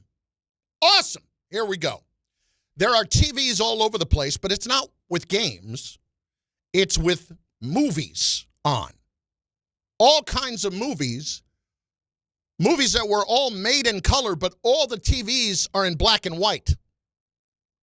So for some reason, the Kurt Warner story movie was on, but it was in black and white, and it's up on the screen. There is a DJ booth that is right next to the kitchen, and apparently the owner, Steve Martorano, is a DJ. After about 9:30, he starts DJing for the night and starts turning up, and this place gets really, really hopping. Again, not my kind of place, usually, because I'm not into the scene thing, but this food has been described to me as just incredible. Now, I look around. The crowd is what you would expect in Florida for a place that's obviously a hot place to go. It is a lot of 65-year-old men with a lot of 28-year-old women. There's a lot of that going on, as you can imagine. Like at one point, I saw one woman go over and sit on the guy's lap, and I'm like, oh, my God, please. Anyway, sit down at the bar, get the menu, order a glass of wine, the house Chianti, all right? I'm looking at the menu. Now, I have told Rick DiPietro that this is a place, I told him last week, that I might try to go if I had the time. And he's like, oh, you have to do it. I said, can I get in? He's like, I don't know. But he said, if you go, you got to get the Sunday sauce. And you got to get the cheesesteak. I'm like, the cheesesteak and the Sunday sauce? What the hell are you talking about? Well, on the menu in the appetizers, they have a meatball salad. Did I stutter? A meatball salad. Rigotte, one sizable meatball salad on the side. The server looks at me, and I said, tell me about this meatball salad situation. And she could tell I'm really interested in the meatball. I'm not interested in the salad. And she says, without being prompted, you can get it without the salad. You get me, lady. You get me. Then I'm like, tell me, is this a thing where I should order like 3 appetizers? Is that going to be, are they good sizable appetizers? What's the deal here? This place is not cheap, okay? And I'll tell you what it cost me in the end. This is not cheap. And so I look down, and there's like 3 or 4 appetizers I could see trying. But she's like, well, you really need it to be, they're not huge appetizers. So you really need it to be like 3 if it's going to be your meal. And I'm like, okay. So I'm looking at the menu, I'm perusing, and I see a chicken parm with a cavatelli as an entree. I go 2 appetizers, 1 entree. meatball salad without the salad. Then we go mini cheesesteak, courtesy of DiPietro. And then chicken parm as the entree. I have this meatball. Guys, you know that I have strong feelings about this, okay? There are so many people that think that their meatballs are the best. And they're so out of line. There are so many bland meatballs in this world. There's just too much space in America being taken up by bland meatballs. This meatball, as good as I've ever had. As flavorful as I've ever had. They give you a little bread. I'm not going to be a sucker here. I'm not going to fill up on the bread, right? No, they give you 2 pieces of bread, the little butter, or if you want the olive oil, to dip right in the Sunday sauce. The bread, crispy outside, chewy inside. This is what you need. Crispy outside, chewy inside. You know what that is? Perfect. That's what that is. Okay? We've got the bread. We're dipping it in the Sunday sauce. It is off the charts. Off the charts, so good the sauce. Like, I am a tough critic, guys. I really am. My mom could not cook to save her life. The only thing she could make was spaghetti and meatballs, and I loved it, and it was very flavorful, and my mom wasn't even Italian, and I've shared it with Italian people, and they loved it too. So, like, this puts me over the top. Already, you've got me hooked with their Sunday sauce and the meatball. Okay. Number 2. They bring out the mini cheesesteak. By the way, they brought out the meatball with a long hot pepper. Usually not my thing. Lady next to me, again, another woman who finds out my first time there is like, no, you got to take a little cut of the hot pepper, have it with the meatball. Okay, that was not, it was good. Not a long hot guy. Okay. Cheesesteak comes, mini cheesesteak, and it's exactly like it sounds. It's a mini cheesesteak. What I would call it is a little bit more, or a little bit less than half of a sub, if that makes sense. On the fresh roll. They have peppers there on the side if you want it, just like I want it. Like, they don't force the peppers down your throat if you don't like them, right? I like them. They're okay. Maybe I'll have a couple. But they put them right there. I didn't even ask for that. The cheesesteak. Up there with anything I've ever had. Up there with Bradley Cooper's joint. Up there with Angelo's down in Philly. Up there. Like, that good. A mini cheesesteak in an Italian joint? And this is just the appetizers. Oh, my God. I finished the meatball. I finished the cheesesteak. Again, mini, but still substantial. Chicken parm comes. They're not cheating you. These are not tiny portions. You know, these are not, your 7 pounds that they're giving you at Buca di Beppo, all right? But it's not tiny. And the cavatelli, guys, this is, I swear to God, this is so hard for me to say. We're all from here, right? We all get it. This guy, Steve Martorano, is apparently from outside Philly. This chicken parm was the best chicken parm I've ever had in my life. The breading could not have been more perfect. The chicken itself did not have a hint, not a hint of a crust of being overcooked. It was so perfectly cooked throughout, so juicy, melting in your mouth type material. And this is a sizable chicken breast. Like, really 2 of them with the cavatelli. The sauce, unreal. Cheese, oh my God. I'm just sitting there shaking my head in disbelief at what has been put in front of me. disbelief at what it is. It's so good. And this is all because of a delayed flight. So then, last one. I finished the chicken parm, and I finish the cavatelli. So I have eaten, when I tell you that I have not eaten this much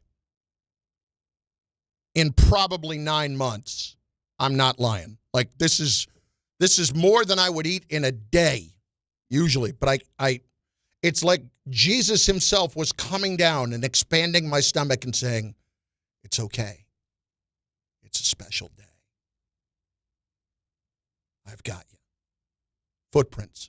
He was carrying me when I needed him to carry me the most. Was not even remotely full in that moment. And I'm on a GLP. You tell me Jesus doesn't exist? You explain that to me. How all of a sudden I've got an appetite back. And then dessert. Server comes over. She brings an iPad. They're just scrolling through pictures of dessert. Here's what we got. And of course, they got the cannoli, and they got a deconstructed cannoli, and they got a great cake, and they got this, and they got that. Waffles and ice cream. Waffles and ice cream. You might think, yeah, that's kind of simple, is it not? It is. I go with the waffles and ice cream. Unreal. Never did it before. It's not like a waffle cone. It's not like, a waffle bowl. I'm talking about waffles and ice cream. Simple. Brilliant. Fantastic. I left the part out as well. In the middle of the meal, I keep looking up and I keep seeing the bartenders taking martini glasses, taking a scoop of what looks like a giant thing of some kind of ice, putting it in, putting Tito's or whatever around it, and a lemon strip on top. And I'm like, what kind of martini is that? Well, it's a lemon drop kind of martini, and it's this and it's that. And they give you a little spoon for the ice in it. And I'm like, I'll try one of those. I had the glass of wine first. I had this martini. This thing is unbelievable. I didn't want to leave. I wanted to move in. I would have slept on the floor in the kitchen if I could have. It was that good. Again, it's not a place I ever go to because I don't go to these fancy places where you can't get reservations. Like, that's not my thing. But this thing had been sold to me so many times that I just had to do it. I had to do it. It's expensive, right? It's not going to be cheap. The entire meal, 2 appetizers, entree, dessert, 1 cocktail, 1 glass of wine. This is a special occasion place. $165. Without tip. Threw on a nice sizable tip. I'm not one who puts my business out there. I never go to places like this. I'm an Applebee's guy. I'm a diner guy. My life changed the other night. This is just something I'm always going to remember. And I sat there with just myself at the bar, never looked, other than to take some pictures and some video for my Instagram, where you can go right now, and I would encourage you to go there right now. On my Instagram is the video, and a group of pictures of all the food and cocktails from this place. That guy Carlin on Instagram. That guy Carlin. Go check it out. The meatball, mini cheesesteak, chicken parm, lemon drop martini, glass of Chianti, and the waffles and ice cream for dessert. Guys, I walked out of there, and yeah, I started to feel full later on. But I have never felt this kind of full. When you are a person who has dealt with weight issues as I have in my life, sometimes, when you feel full, it's not exactly because you're feeling satisfied. This was, I'm satisfied. It was something. Martorano's in Fort Lauderdale. I would never think that Fort Lauderdale would be the place I would go when I was ready to go to heaven. But as this pointed out by Raul Garcia in the chat, Carlin is describing where he wants to go when he moves on. When he dies, he wants to go there. Martorano's in Fort Lauderdale, Florida. It is, guys, it's really hard to get a reservation, and the only reason I got in was because I got in to sit at the bar. And I showed up 25 minutes early before they even opened. Whew.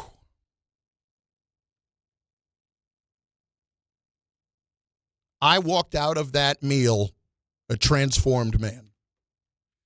From this standpoint, like everything else I'm ever going to eat feels like a disappointment. At least in that moment it did. Now, listen, I could have a Snickers by 3 o'clock and you'd think it was the greatest invention ever. At least I might. But you get the point.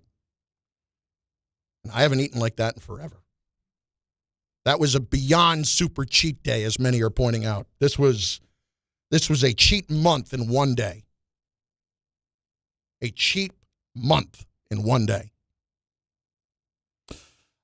Chef sounds like you can still taste it. Yeah, I can. Super cheat day. A couple of the other comments. Again, it's Martorano's in Fort Lauderdale. That's the name of the place. Wild Bill getting on somebody named Mike in the chat who's like, I don't want to hear about this. Shut up, Mike. This is a real food connoisseur. Yes.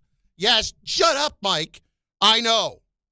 I would have slept on the damn floor. And no, it was not all just a dream. Billy in North New Brunswick is on ESPN New York. Hello, Billy. Yeah. Yeah. You got me dying over here. I'm in New Brunswick. I'm getting ready to go in here and have something to eat, and I said I cannot go in there until I hear this whole story. I said he's talking about beautiful food down in Florida. I sat my two truck. things that I never thought went together. And I get it. It's like Miami's a whole different thing. I didn't go to Miami. I was in Fort Lauderdale.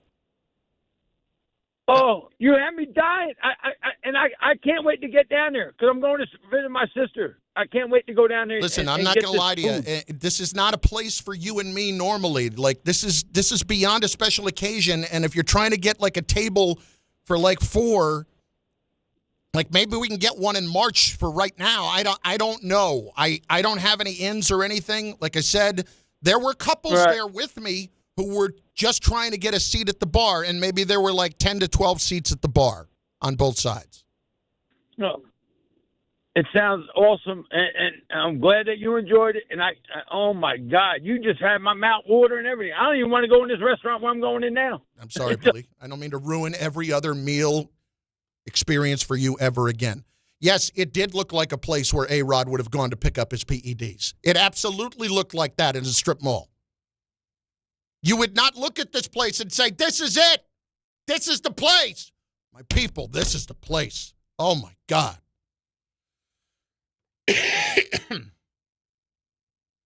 They had one in Vegas at one point. That's closed. They have one other one. It is in Pittsburgh at the Bet Rivers Casino in Pittsburgh. But that's the only other one I know of. Somebody's saying they used to have one in AC. Well, I never made it there. But this was just, I feel like after that last 20 minutes, and I can't believe I just spent 25 minutes doing this because that was not the plan. It was supposed to be like 5 minutes. But it was like reliving it all over again. Thank you for that. Chip champion. Carlin. I went. They threw me a Sicilian slice on top of my appetizers, and it won't surprise you, it was unreal. From what I hear, their pizza's amazing, too. I'm sorry, guys. I just, when I have those moments, I'm an open book. When I have those moments, I want to share it with you.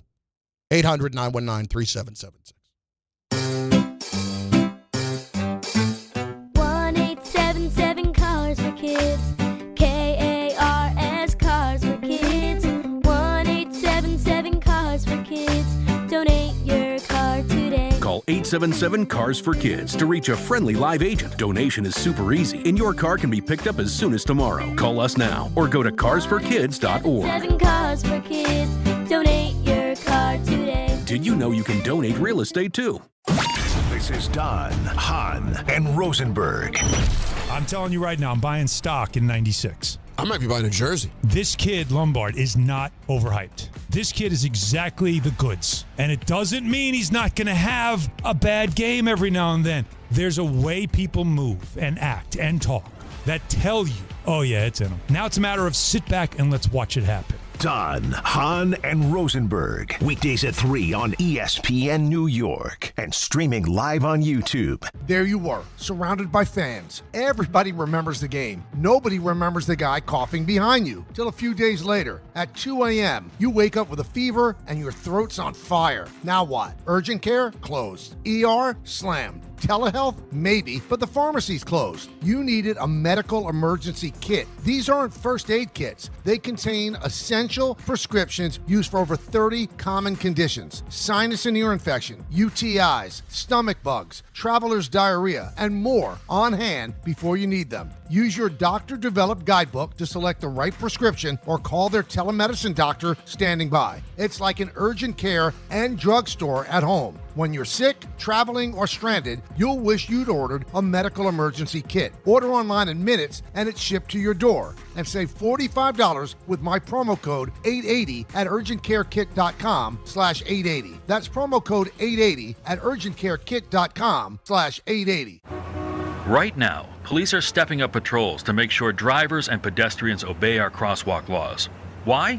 Because every year in New York, people are injured or killed just crossing the street. So remember, pedestrians, obey traffic signals and use crosswalks. And drivers, yield to pedestrians in crosswalks. If you don't, we will educate you on the law. And you may get a ticket, because tickets get attention, and that saves lives. A message from the Governor's Traffic Safety Committee.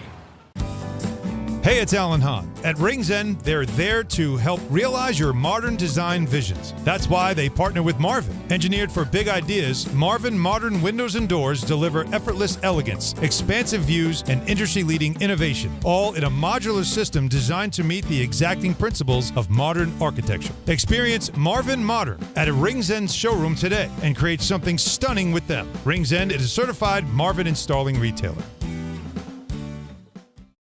If you've been injured on a construction site, then you need a lawyer who knows New York's unique labor laws. At the Parisman Firm, they have decades of experience handling construction accident cases and a proven track record of delivering huge results. Their team has already recovered nearly $1 billion for hardworking New Yorkers. From scaffold accidents to slip and falls and equipment failures, they've got your back. Call the Parisman Firm now at 718-WORKERS. That's right, 718-WORKERS, because your case is their cause. Get the justice you deserve today.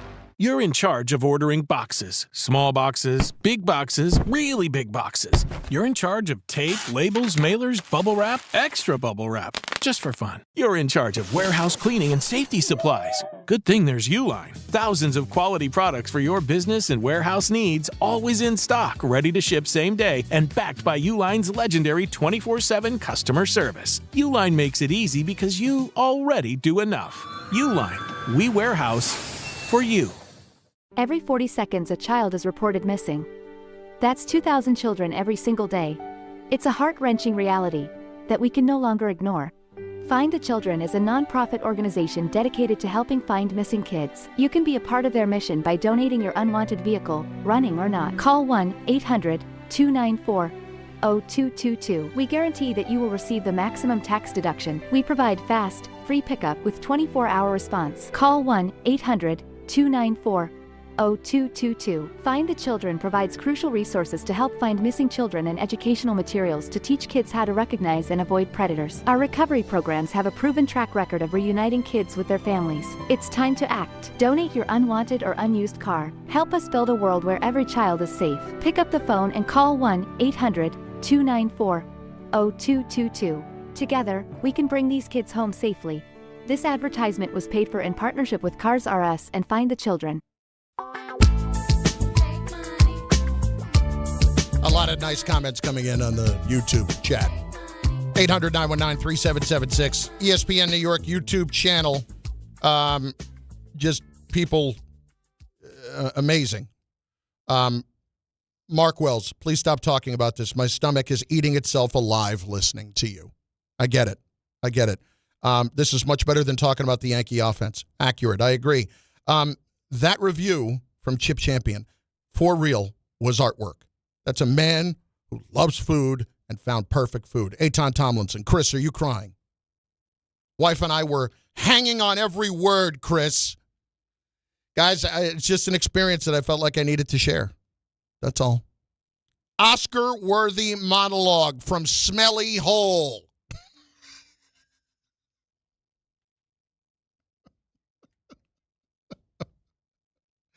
If you are a person who likes to eat, that was an Oscar-worthy monologue. So says Smelly Hole 1995. Well, the day is made. 800-919-3776. Oh, it's time for some Sideline to Sideline. Here is Tom Bauer.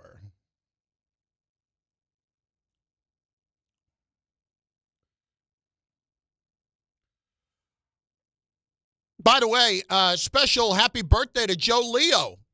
And it raises the question, when Joe Leo and Pope Leo are in the same town, do they get together for lunch? And do they go to Martorano's as well? That's another great question. Is the Pope treating Joe, or does Joe have to treat the Pope? I would think Joe has to treat the Pope, doesn't he? Pope doesn't break out that wallet for anybody. And this Italian music, I don't know if the YouTube can hear, is playing in the background. Yeah, I know, and it's not even that place. Like, it's not even the Italian music in the background. Like, the dude starts DJing at like 9:30, 10 o'clock. I wasn't even around for that part of it. Yeah, see, here's the thing, though, that throws me off. If the owner is the one DJing, unless he's a world-renowned DJ, that almost turns me off from the restaurant a little bit. Stop, okay? Before you hurt yourself, I'm just telling you, you don't know from whence you speak in this case. I mean, listen, it's all about the food, but... No, it's a whole experience, Tom, the whole place. Don't, Tom, don't. You're 27. Let's all realize where we are in life, realize where I am in life, and understand you're stepping out of the place you should be talking. Out of the line is what you're saying. Would make some sense. I just talked like I was Tom, stepping over the line.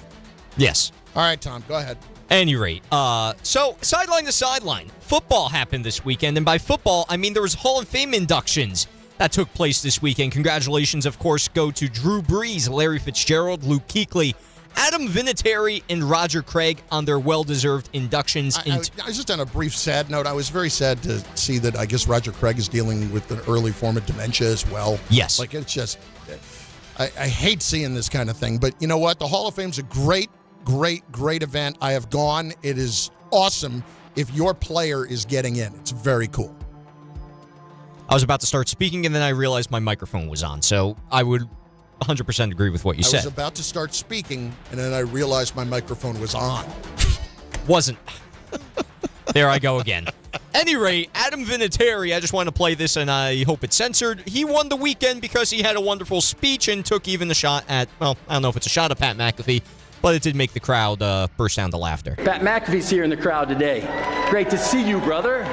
The only person who enjoyed holding my balls more than my wife. Footballs.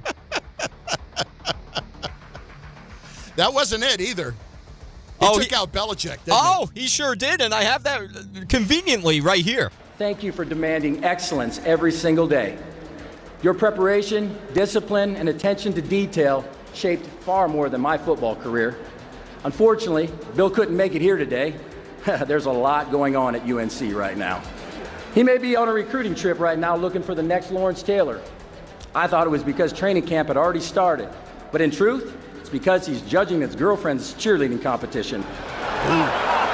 Ooh. Yeah, he got him there. Ooh. Also took a little dig at Tom Brady as well. I was lucky enough to play with the greatest quarterback in Patriot history. Unfortunately, he was unable to make it here today. Drew Bledsoe. I had a few more Tom Brady jokes, but I was afraid that he'd run up on the stage and maybe give me a Will Smith like he did to Logan Paul last month. I like how the last 3 seconds of that are just laughter, as if that was needed. Did Jeff Ross MC the Hall of Fame inductions? Was this a roast? That's what Ray was just asking a second ago. That sounded like terrible roast jokes. That sounded like terrible roast jokes. No, the McAfee one was good. That was by far the best one. The rest of them are okay. Yes, the McAfee one was good. Everything else was not good. No. Like that was like Vinatieri, I'm coming out to do a set at Haha's in Canton later tonight. 2-drink minimum. We'll see you there. Haha's, is that a real place? I don't know. Oh, well we'll have somewhere it is. We'll have to look into that. Speaking of not good, the Washington Commanders have lost left tackle Laramie Tunsil for what's going to be expected to be significant time. He's undergoing surgery to repair torn triceps. There is no disclosure about how long he'll be sidelined, but expect that he will return, or at least hope that you can return if you're a Commanders fan such as Peter Rosenberg. Or if you're Dave right now, you're out celebrating somebody else's injury. Quite possibly. That's what's happening. And this leads me into the bigger conversation.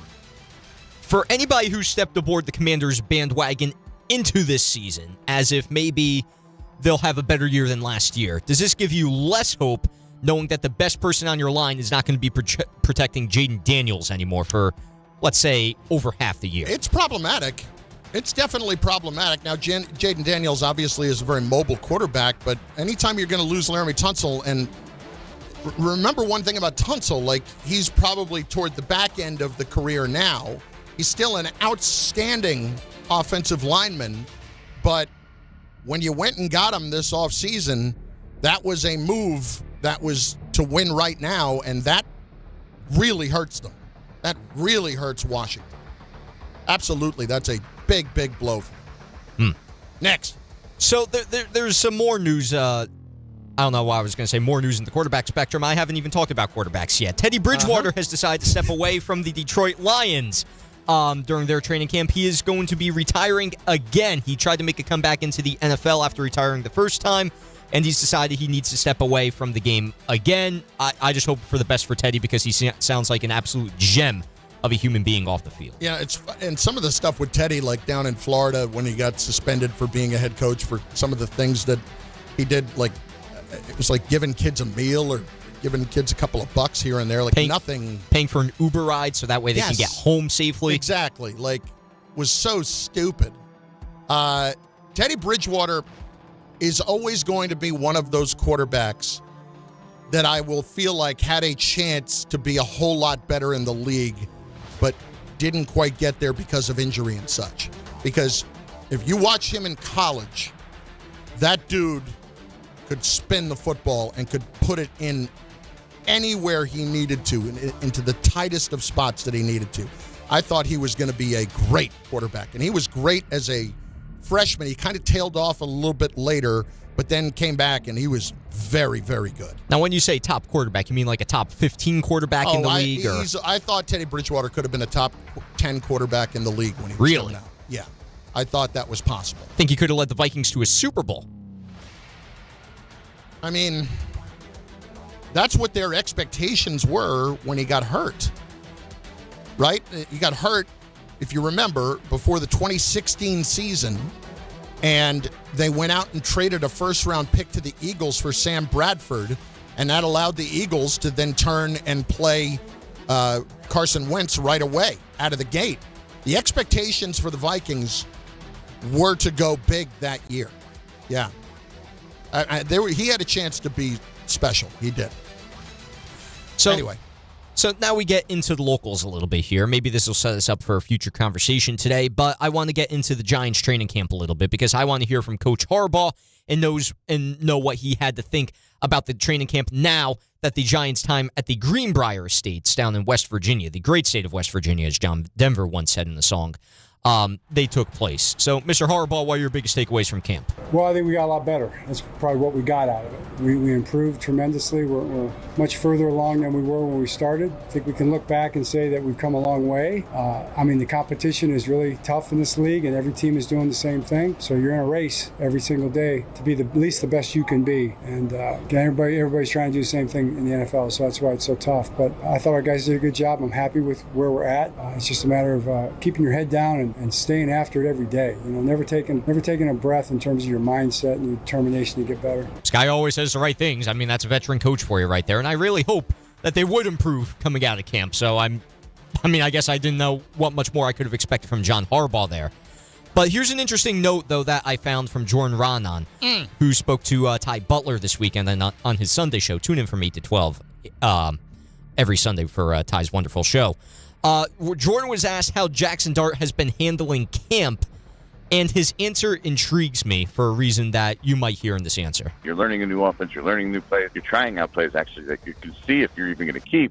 Some of them aren't going to be successful. The ones that you want to keep, and maybe you just messed up the execution. All right, can you then come back and fix those things? And we've seen the last couple of days improvement, and I think that's a big thing now. Look, he's got some stuff working against him. He's running a new offense. He doesn't have Malik Neighbors there in live drills, doing more under center than he's ever done, different footwork. So there's all these new things. To be able to put them together this quickly, probably not going to be the case. So, it's a learning curve, and he's also not running. Like, you don't want your quarterback running on every play in practice when you can't hit him anyway, right? That's kind of pointless. So take that part of the game. It's like working on that pocket portion of his game, which is really what could take his game to the next level. Well, first of all, my comment is whoever is talking in the background needs to shut the hell up.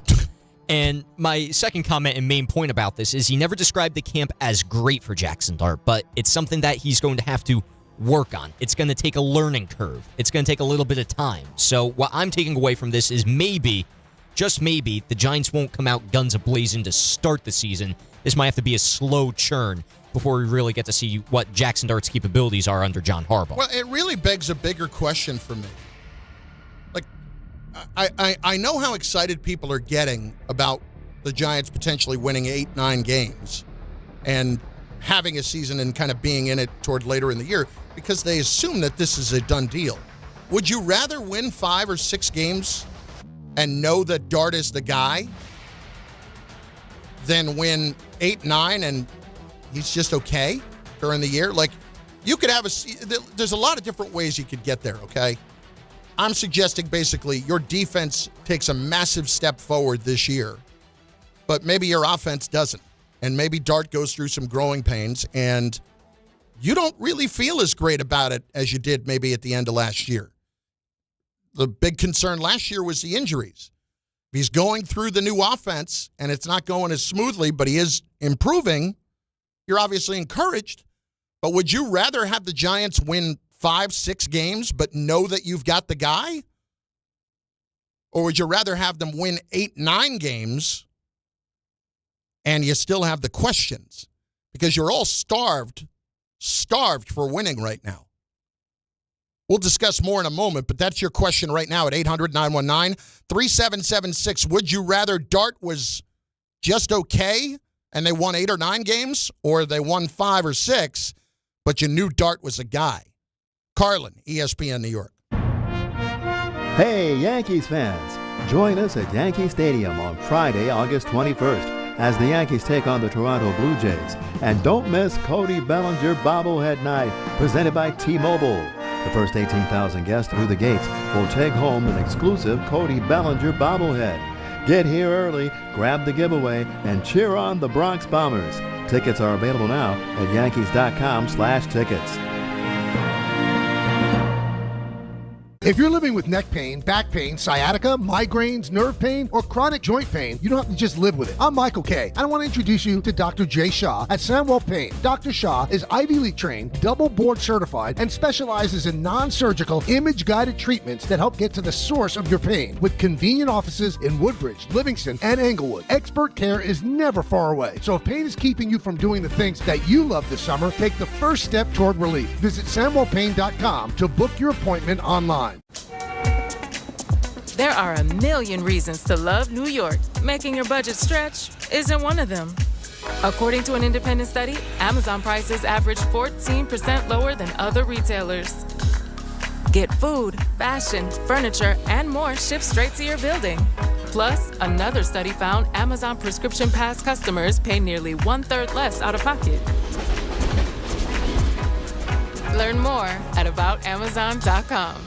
Hi, this is Don LaGreca. Just like the New Jersey Devils bring intensity on the ice, Viking Pest Control brings the same level of protection to your home. And I know because I use Viking at my own place. The season may be over, but pests are always in play. So it's time to lock in your off-season defense. As the pest control provider and proud partner of the Devils, Viking delivers 45 years of trusted experience to keep ants, cockroaches, stinging insects, rodents, mosquitoes, and more out of your zone. And when you bundle pest control mosquito services, you score big savings. One call, one company, total peace of mind. Visit VikingPest.com. Protecting your home inside and out. This is DiPietro and Rothenberg. I take the car service home heavily medicated on Ativan, right? And my wife had told me prior to that she didn't like the way I was on Ativan, that I became hostile and agitated. So the Giants lose that game 24-21. And I said, I can't take it anymore. The season is over. And I took the vinegar and I dumped the vinegar out on her computer. And she said, what is the matter with you? You dumped the vinegar onto the computer. Yeah, but don't stop there. Oh, my God. She goes, what's the matter with you? I said, nothing. You want to see the matter? At this point, the kids, the poor kids. Are the kids okay? This is DiPietro and Rothenberg. And I don't remember what happened from that moment on, but I'm not allowed to take Ativan anymore. Morning Start with DiPietro and Rothenberg. Weekdays from 6 to 10 on ESPN New York and streaming live on YouTube. Hey, New York and New Jersey, Boost Mobile has an unlimited talk, text, and data plan that's only $25 a month forever, meaning you'll only ever pay $25 a month for the rest of your life. Who wouldn't want unlimited wireless when it only costs $25 a month forever? If you don't, you must be one of those people who enjoy overpaying for their phone plan. $25 a month forever is truly as good as it gets, so go online and switch now at boostmobile.com. After 30 gigabytes, customers may experience slower speeds. Customers will pay $25 a month as long as they remain active on the Boost Mobile Unlimited plan. Okay, all signed up. Easy. Now let's run payroll. What the? Hey girl, I'm you with more gusto. Nice. Who's that? New social media manager, hired and onboarded with gusto. And spoiler, we're kind of famous now. Wait, we're famous?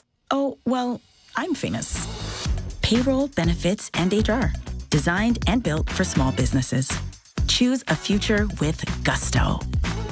My name is Whitney Allen, and I'm a widow. My husband, Ryan, died. We never thought we'd ever have to use life insurance, but the unexpected happened. With Ethos, signing up was fast and 100% online. You can get a quote in seconds, apply in minutes, and get same-day coverage. No medical exams, and you can get up to $3 million worth of coverage. I'm grateful we were prepared. Get your free quote at ethos.com/play. That's ethos.com/play. Paid spokesperson. Time spent on application may vary. Online health questions required. Congratulations, New York. The Knicks did it. Through battle after battle, they dominated to become this year's NBA champions. Day in and day out, the hard work paid off, and you were there every step of the way. Enjoy the crown. Own it, because this year is your year. A part of your legacy that will never be forgotten. So celebrate this moment, show your pride, and shop the largest selection of official NBA gear at NBAstore.com. A Fanatics experience.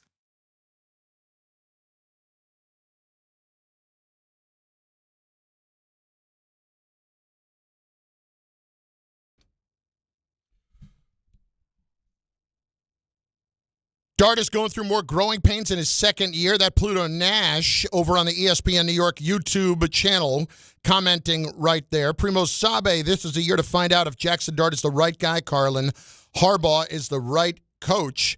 Hopefully no blue tent this year from Cesar Brazil. We don't need a franchise quarterback who is diving head first. This is not college. You won't last a season, not to mention a career. Dart could be this generation's Gus Frerotte. That's from 4461 Yayas. That's a little rough. Gus Frerotte. Remember when Gus Frerotte, if you're old enough to remember, I believe it was 97. Gus Frerotte was playing the Giants on a Sunday night, and he scored a touchdown on a bootleg, and he ran into the wall and slammed his head into the wall and got knocked out of the game. He wasn't even touched by anybody else. He just ran into the wall and kind of celebrated by hitting his head into the padded wall, and he got a concussion. Well done, Gus. Well done. 800-919-3776. The thing on the Giants is just simply this. I don't think that maybe fans are just going to be satisfied by winning more games. And I want to be very clear here. In no way am I suggesting a tank for either of these teams. But it is an interesting philosophical question. Let's just talk about the Giants for a moment.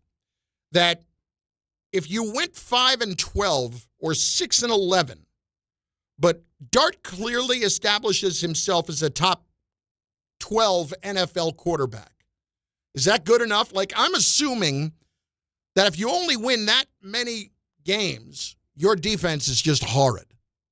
Or there was an injury to Dart at some point, which, listen, if he misses a game or two, okay. But if you're going through injury concerns again, then that becomes a bigger part of the discussion with whether or not he can be your guy for the future. Like, I don't want to see Dart become Robert Griffin III, because RG3 was dynamic his rookie year, but then the injuries got him. That's not what we need to see from Dart. But point is, if you won 8 or 9 games because your defense was much better, but Dart was only,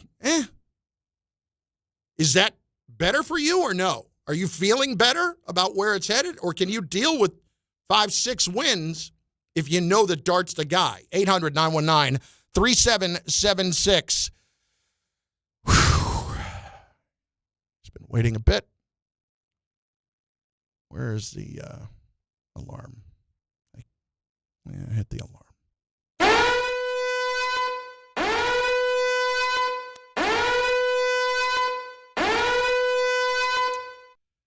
Richard in Manhattan. Hello, Richard. Chris, you're right. The Hall of Fame ceremonies, that was unbelievable. That was better than any football. They do a great job with it, Richard. I've been to it one year. Unbelievable. I was the year Favre got Drew Brees' speech, I was crying. And then Roger Craig, I was crying listening to him. Yeah. That guy, why'd they make him wait so long? He was a transformative running back. He was the first one as a receiver out of the backfield. It went like this: Montana, Jerry Rice, and then Roger Craig. With apologies to Dwight Clark and the No, Roger Craig was an incredible player. Unbelievable. Why they waited so long. He was a force. He was the original Marshall Faulk. He was like Lenny Moore from the old Baltimore Colts and Frank Gifford. That's how great he was. He was great. Did you see, Chris? Don Nelson passed away. I did see that, yes. Very sad. Oh, man. Innovative basketball coach. Unorthodox. Very funny-looking player. He was a lot like Phil Jackson. If you had to say skill set, a lot like Phil Jackson. Basically a 6'7" power forward. You know? Correct. And he even describes that shot against the shot that he hit in the Suns Celtics series as the luckiest shot in the history of basketball. Oh yeah, he won with Bill Russell. Then he won afterwards with Cowens and Havlicek. He was a force. He was a thorn in he gave the Busher trouble. He gave Bradley trouble. He was a thorn in our side, but he was good. He was good to watch. His foul shot was funny. It was like a shot put style. He was funny. Chris, I was at the Yankee game yesterday. What a great time! I saw something, Chris, I've never seen in baseball. I'm sure it's happened. I've never seen it. Okay. On back-to-back batted balls. The first one, a Yankee lined the double into the corner in right field. Man on first goes to, I think it was Wells. They held Wells at third. Ronald Acuna, at 315 feet away in right field, throws a one bounce laser home and holds the runner at 30, he would have been a dead duck. The third base coach did a great job. On the next batted ball, I think it was Lombard, lines a shot to right field on a line. Acuna makes the catch and throws. Another I'm not exaggerating. It was a strike. They wouldn't have had to go to the umpire to check the strike and ball. It would have been. He would have been the dead duck. He would have been. Acuna is that good with his arm. It's ridiculous. And you're right. I don't know if I've seen it before either, but I don't know if it was I'm sure it's happened plenty of times before. But that is a guy that has an absolute cannon for an arm, and that's. I think to me, when you go to a baseball game and you can see a play at the plate and the outfielder makes that kind of a throw, it's one of the more exciting plays in the game. And when Acuna throws the ball twice and that line drive from Lombard, they're trying to score the run. They don't even bother to try. Now, as a line drive, that's part of it, so he already had his momentum carrying forward. But at the same time, like that was an absolute seed, the second one. They both were. But Acuna that arm is something. There is nothing more that I appreciate than somebody who's got an arm and can be incredibly accurate with it as an outfielder. Like I remember when Yasiel Puig first came up and he threw a ball on the fly from the right field corner all the way to third base to nail a runner trying for a triple that he never should have had a chance to get. And he got him by like 7-8 feet. This guy should have been safe as safe can be against any other normal human. That, to me, is one of the great plays in the game that you can see. 800-919-3776. Carlin, coming up on noon on ESPN New York. The Jets and what problem they might have on the offensive line. We'll discuss next on ESPN New York.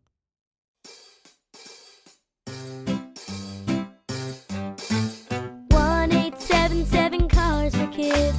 KARS Cars for Kids. 1-877 Cars for Kids. Donate your car today.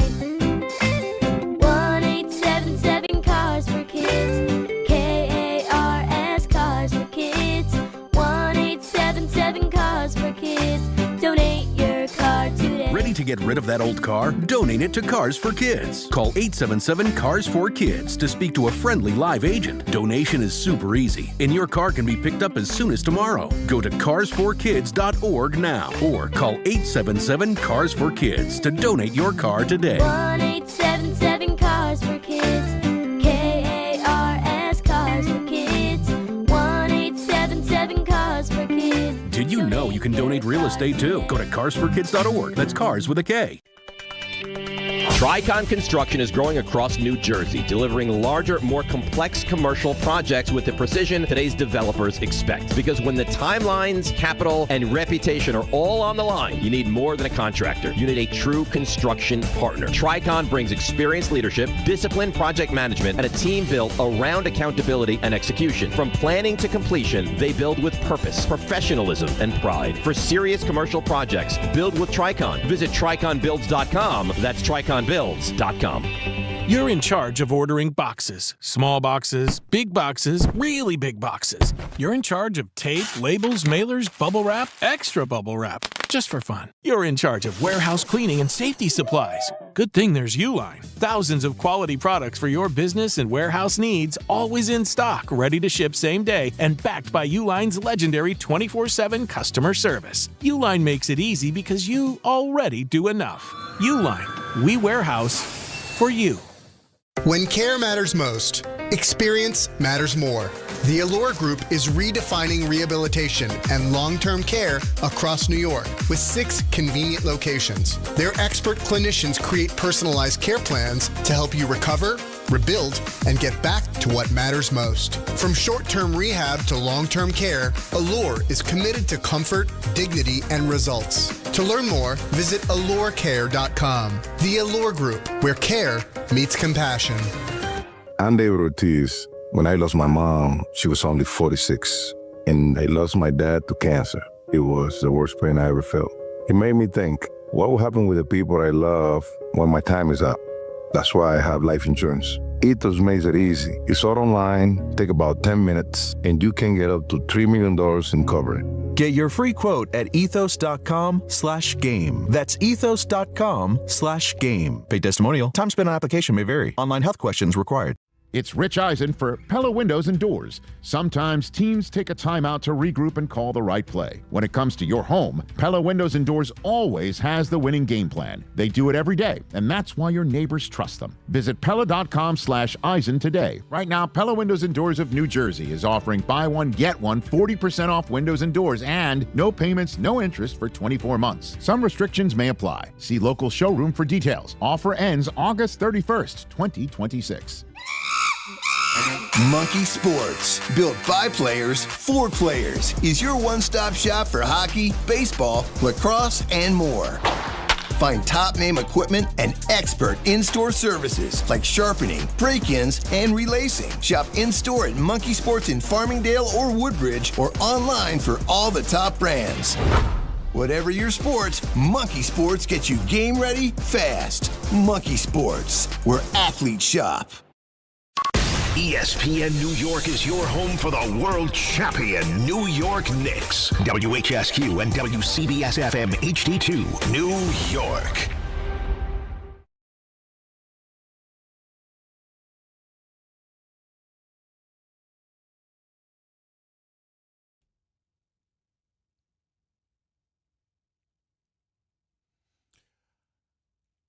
Aaron Glenn does not get another free developmental year. It's Carlin, ESPN New York, 800-919-3776, over on the ESPN New York YouTube channel, where you can chime in with your comments, and we will get you as involved in the show as humanly possible, but also on the telephone lines at 800-919-3776. We spent time on the Yankees. We'll get back to them in a few minutes, and why this offense is no longer just in a slump. This is just who they are.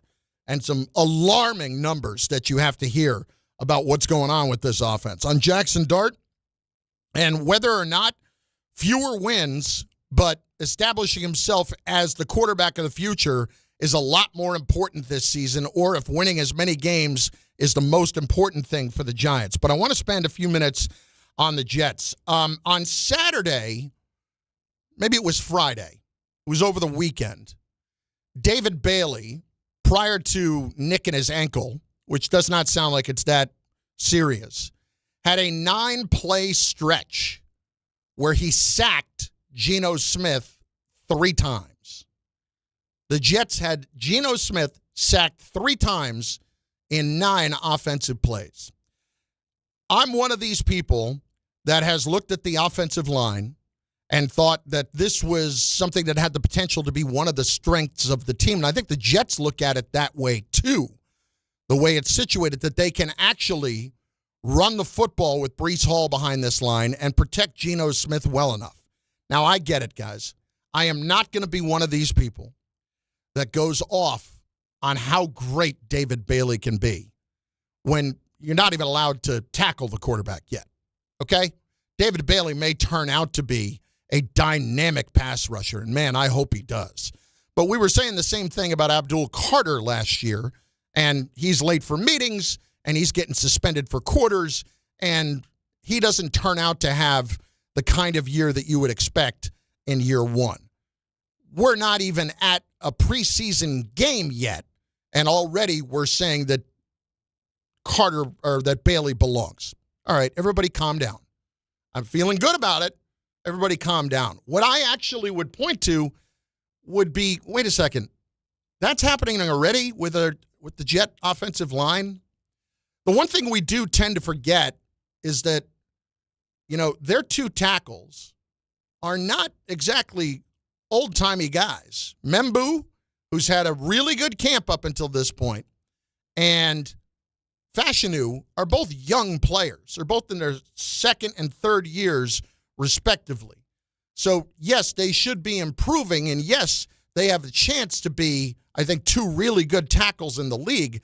But do I want to see that kind of a sequence where David Bailey is eating them up? Like, that better be more about Bailey than it is about the Jet offensive line.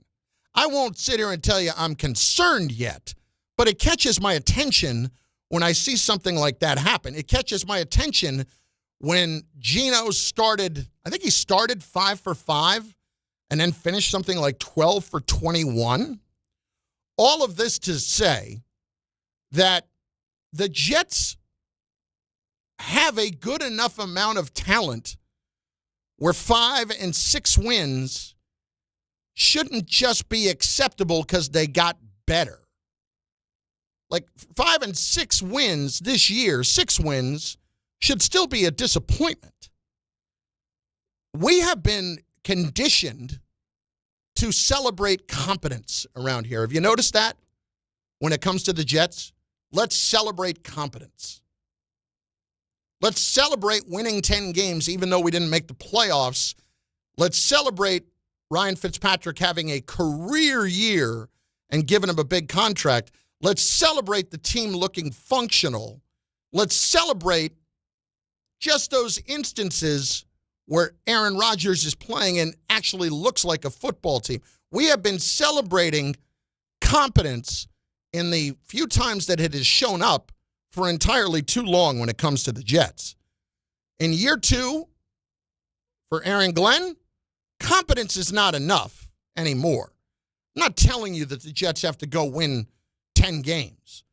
But again, if we're aiming to have a season where the month of December actually matters for trying to make it to the playoffs, that's just not celebrating competence. There are plenty of teams that can look like they're a functional football team, but that's not enough anymore. So I'm curious as to what the minimum number of wins is this year for you that makes it a successful Jets season. You have to give me one number at 800-919-3776. Give me a number that you look at. I don't want to hear about injuries. I don't want to hear about any of that stuff. Give me the number that makes this a successful season. Give me the number where you say, yep, Aaron Glenn gets another year. Is that number 6? Because last year, which was worse than we ever anticipated it was going to be, myriad of reasons, sure, but at the same time, you have to be able to take steps forward and show that you're beyond just competent. I want to get to the calls at 800-919-3776. David and Elizabeth is up first on ESPN New York. David, what's up? What up, Chef? Hey, Chef, before we start this, there's some people that want to say hello to you. Hi, Chef. Hi, Chef. What's up? Oh, yeah. Love it. How you doing, buddy? Yeah, they're big. Yep. I'm doing great, brother. They're big fans of you. The first thing I woke up this morning, are you going to talk to Chef? I'm like, yes, I'm going to talk to Chef. Oh, yeah. So this is what I want to say.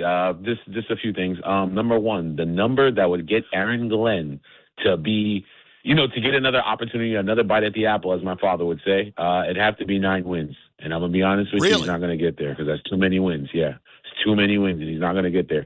If he gets to 8, it's something to think about, but he's not going to get there. And the number that he will get, in my book, is either between 5 wins to 7 wins. 7 is if it's more on the successful side. 5 if it's, what we're all thinking it's going to be. I didn't get an opportunity to go to camp. I'm going to the game on Friday. So, that's a live camp for me. So I'll get to enjoy that, take that in, pause, appreciate it. But what I really want to let you know is, like you just mentioned, they're saying David Bailey's having an amazing camp. And I don't know if you remember. I know you guys got the receipts, though. I kept telling you, let's draft him instead of Reese. Yeah. And we hope that he's going to live up to the expectations. And, he's the cream of the crop, Chef. What do you think? Listen, I think Bailey is a terrific pass rusher. I will be very curious, D, to see how he handles the run because that was the knock on him coming out. Now, remember a couple of things. He went from Stanford to Texas Tech, and obviously the ability was there, and we saw it come out, but he never put up the kind of numbers that he did in his last year before that. When we're talking about comparing him to Reese, well, Reese is apparently having a great camp too. I don't think the Jets made a bad decision. I don't believe that. I think David Bailey's going to be a really good player. I'm very high on him. Is he a 15-sack guy? I don't know about that. Is he a 10-sack guy? I would hope so. I would hope that he is. Like, if David Bailey's a 15 to 20-sack guy, it's obviously, an incredible tableau for the Jets to have made that pick. Did I just use the word tableau? Did I? Oh, my God. Home run. How about that? Let's keep it simple there, Chunky. Let's not get too crazy with our words here. The number 9 for Aaron Glenn to keep his job, and at 8, you think about it? Man, it's tough. And the reason why I would really have an issue with it is that then you're going to go to a new coach again.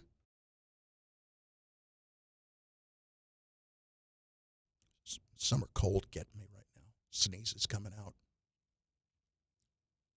They weren't air-worthy sneezes. They were just kind of run-of-the-mill sneezes, so I didn't. When it's time to put on a show with the sneeze, I'll leave the mic on, okay? This was just chee. When you get the good stuff, the really good stuff, exactly, that's when I'll leave the mic on. All right, maybe that one I oversold a little bit. Maybe that one I was chewing on the scenery a bit. Ira in Staten Island. Ira, what's going on, bud? How are you? Chris, the home run, I pick it as a home run. If he could get to that 15-sack. If he's a home run, I mean, if listen, if he, in the next couple of years, if he becomes that guy, obviously it's a home run. Oh, absolutely. And, it's gonna be very interesting to see, how this develops these next 2 days. I think it's a really big week. I think for especially a guy like Klubnik, they're gonna know whether they could trust him to be the backup. And with the win total, what you're saying, I don't think it matters that much about. I mean, of course, he wins 3, 4, 5 games. He's not going to be back. But I think he's in that 6-7 range. Or I can't imagine him really winning more. Is there a number in your head that you would be satisfied with? And I don't even want to say satisfied because I'm just yelling at you for celebrating competence. But unfortunately, that's where we've been. No, I mean, I think 6, like everybody in the world is saying. I think they could maybe overachieve and get to 7. But it's to me, it's whether it's 6 or 7, it's more how Glenn improves as a head coach. If he's still making the head-scratching mistakes like he did last year, and is the operation clean?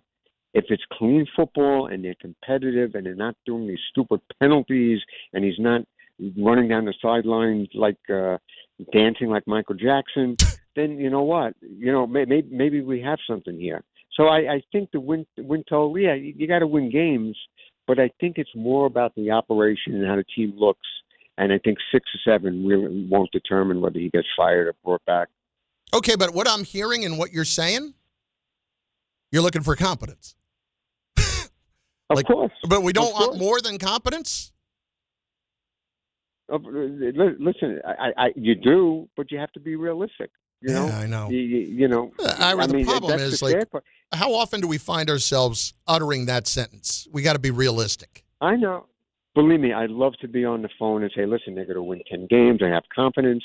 But after 15 years, how could I have that confidence until they show me that they could accomplish that? Listen. They saw, I get it, Ira. I totally get it. If they don't have a competence to what they're doing, it's going to be a very short conversation.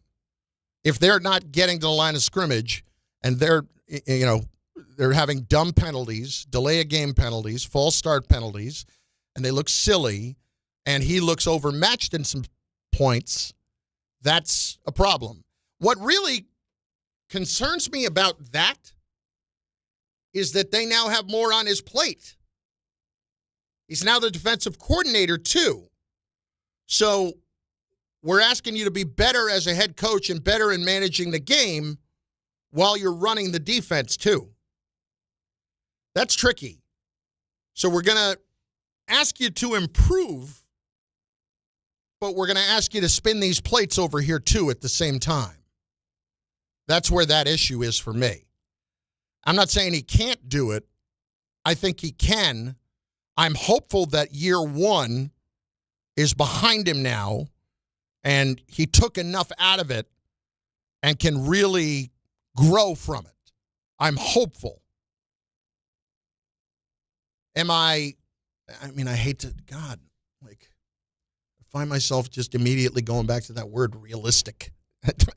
I hate that word. I don't want to be realistic.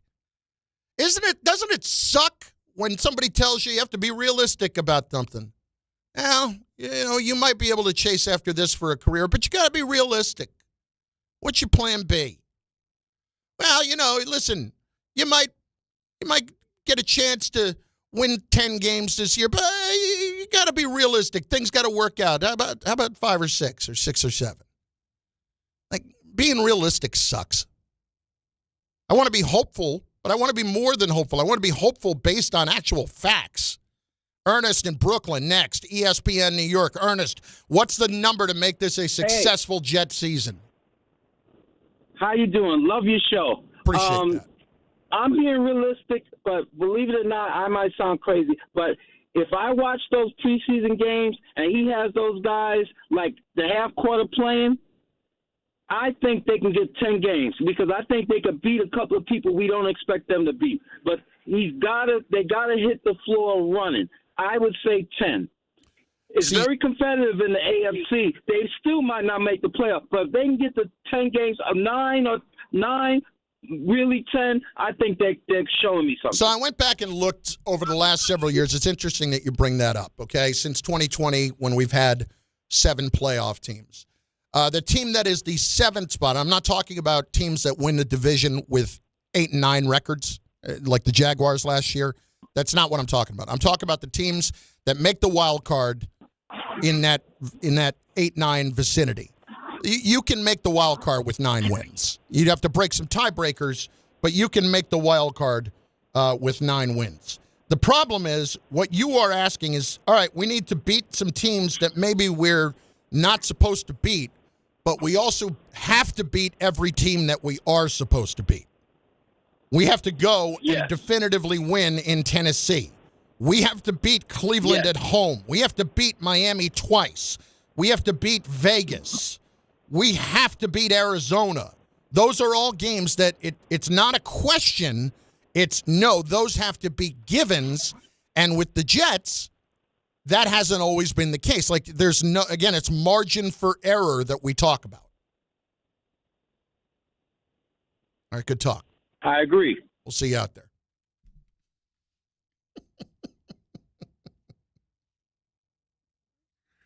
That's one of my favorite. Did you ever? I know people do this all the time, right?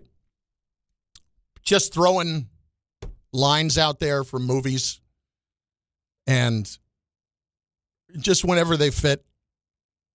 There's a couple that are my go-tos, and that's one of them. All right, good talk. We'll see you out there. Craig Kilborn in Old School, where he's messing around with the woman who's the server at the party. And he says to Luke Wilson, "You can't turn me in, bud. Can't do it." Guy code. And he takes the towel. He's washing his hands, and he takes the towel, throws it right in his chest, and says, "All right, good talk. We'll see you out there." One of my favorites. The other one is something about Mary. Whenever somebody says, "Can I get you something?" I always say, "I'd love a bunt cake if you've got it." When he's wrestling the dog. Matt Dillon, and in the other room, Mary comes out and yells, "Can I get you anything?" "I'd love a bunt cake if you've got it." I don't even know what that means. I don't even know what it means, but I've said it for years and years and years because I'm that guy. Carlos in Staten Island is next on ESPN New York. Carlos, what's going on?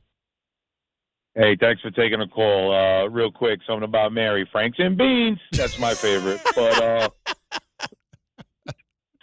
But as a Jet fan, though, my biggest concern is what it looks like. I'm not really concerned with a number, just what it looks like. But the biggest fear is, like what happened with Saleh. And I'm not calling Saleh Bill Belichick, but after Aaron Rodgers goes down, he got 7 wins out of that. That should have been a 1-win team.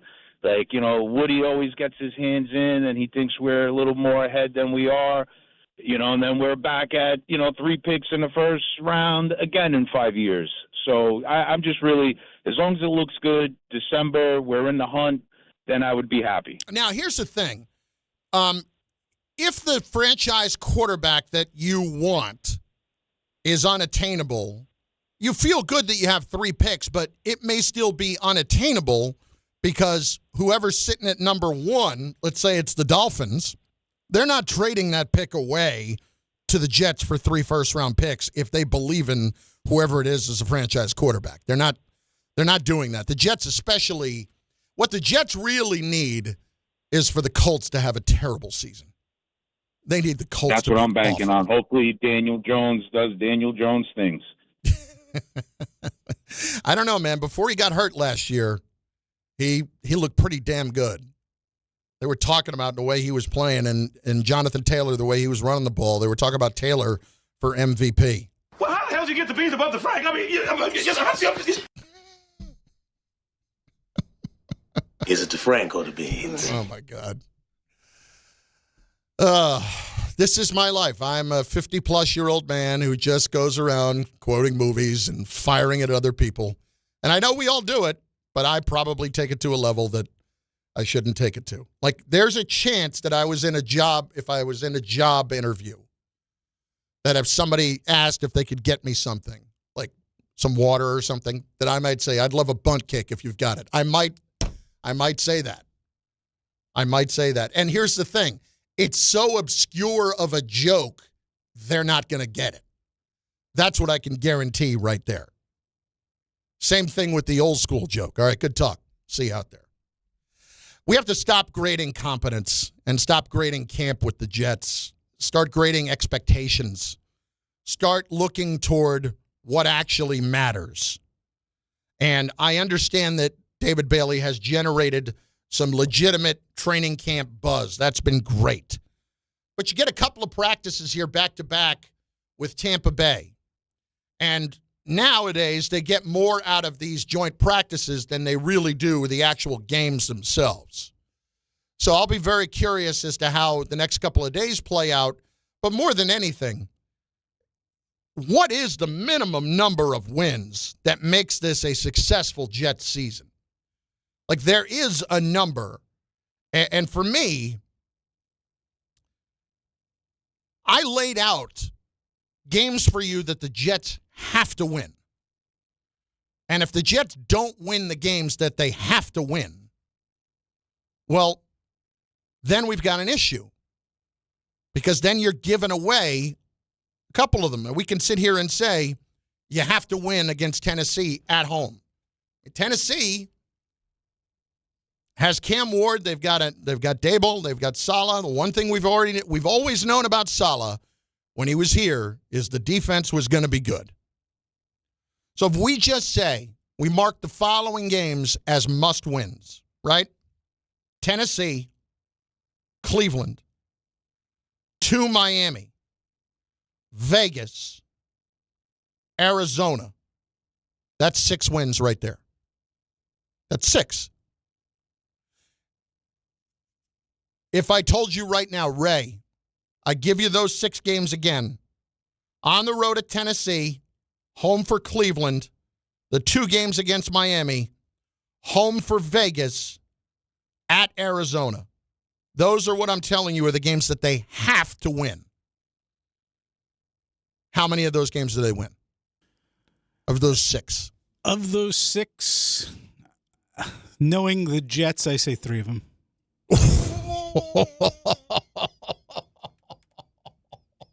Every one of those teams is looking at the Jets game the same way. I understand that. Tennessee is looking at that. Tennessee is looking at the Jets right now and saying, we have to beat the Jets.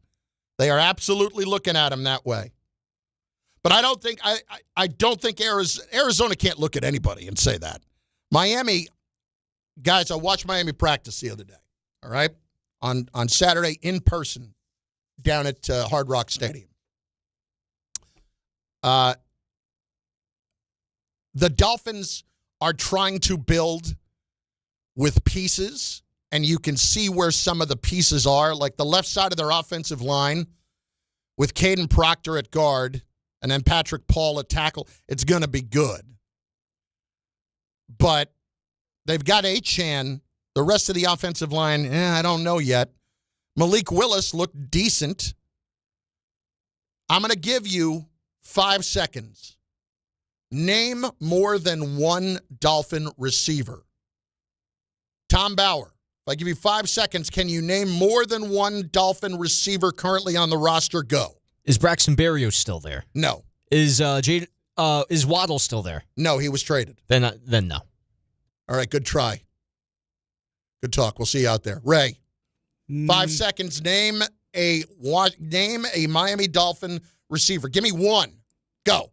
I don't know that I can give you one. If you say Washington, you actually get 2. There's Taj and Malik. And there's Caleb Douglas, who is a rookie, like 3rd-round pick. And Chris Bell, who is hurt, tore his ACL, dynamic player at Louisville last year, but tore his ACL. He's on the non-football injury list right now. He can't play. So the Dolphins receivers, they don't have any. Will Kazmarek is their tight end right now. They have a couple of pieces on defense that are going to be good. Aaron Brewer's a good player. Jacob Rodriguez is a good player. But the Dolphins are going to be a bad football team this year. Let's be clear about that. They know it. They know it.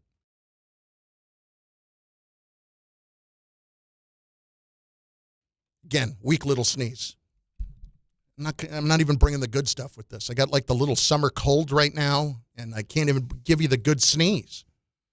Man, it's disappointing. 800-919-3776, 800-919-ESPN. It is Carlin over on the ESPN New York YouTube channel.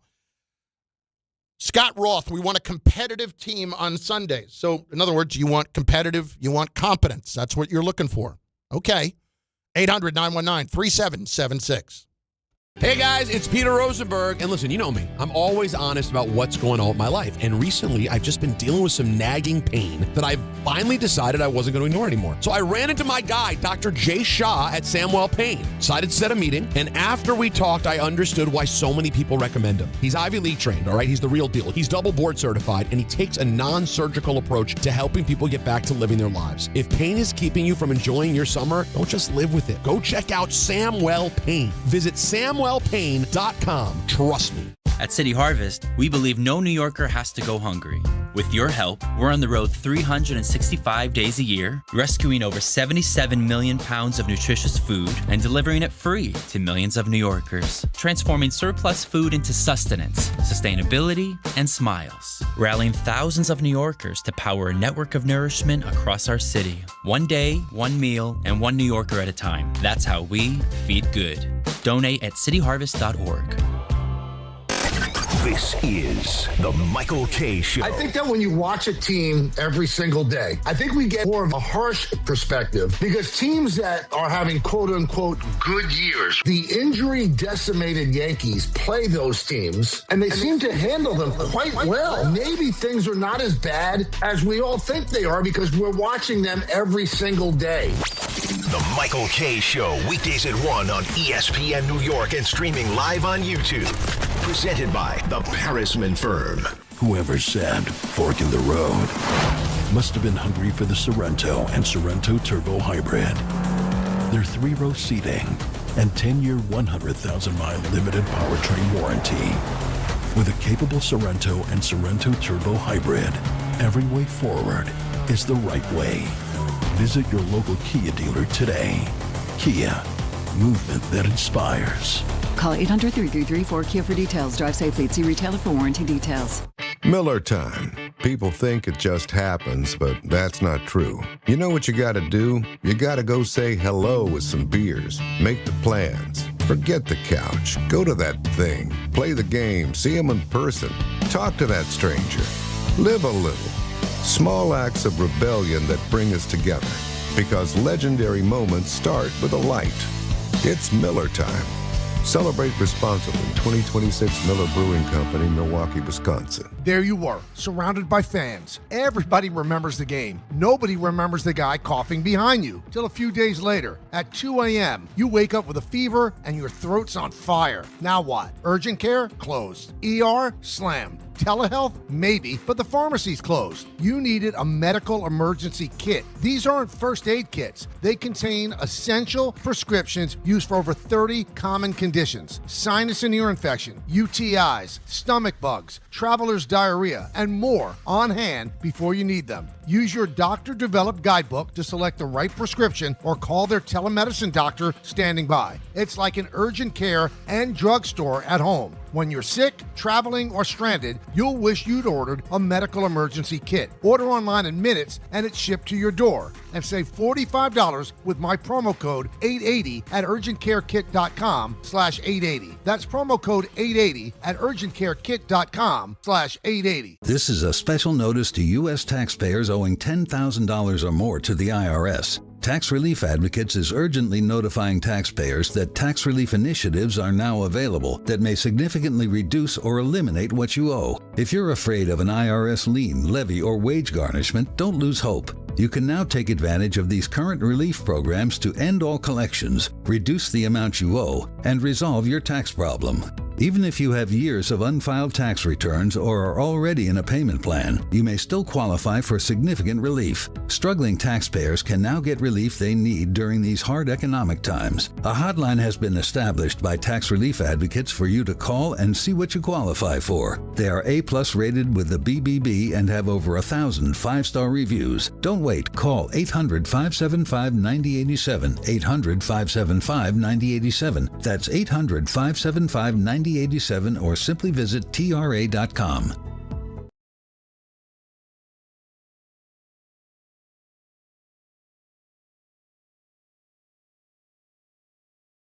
If you missed a breakdown of the meal I had, and I know that sounds like an amazingly stupid tease, but some are calling it a piece of art. Some are calling it my finest work. It is on the ESPN New York podcast page where you can get Carlin on ESPN New York. And I would advise you to go and check that out. But you could also, more importantly, just get the pictures of it. It was from this place, Cafe Martorano, which is down in Fort Lauderdale, Florida. And it was, guys, I don't say this lightly. This is me we're talking to. It was the greatest meal I've had in my life. It was unbelievable. And I took videos and pictures to back it up. You can go to That Guy Carlin over on Instagram and take a look. Meatball salad. And even the server knew at the time, looked at me and said, you can just get the meatball. You don't need the salad. You get me. We're going to have a good night, you and me. Young lady, you get me. It's Carlin, 800-919-3776, 800-919-ESPN. The Yankee offense, I mean, how sick are you of talking about it? I just want to illustrate for a moment just how bad it has been and why we need to understand that this is no longer just about trying to get to a place where you can just score 4 or 5 runs and maybe it's just a slump. It's not that anymore. This is who they are without the players they don't have. All right, so guys, we're talking about a quarter of a season, 44 games, all right?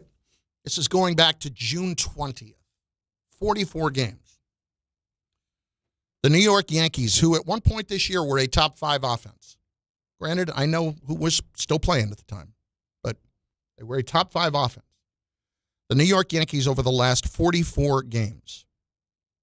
And that's not just since Judge has been out, by the way, because Judge has been out since May 31st, and this is since June 20th. So there was a good 2.5, 3-week period that was included here. There's another qualifier for you.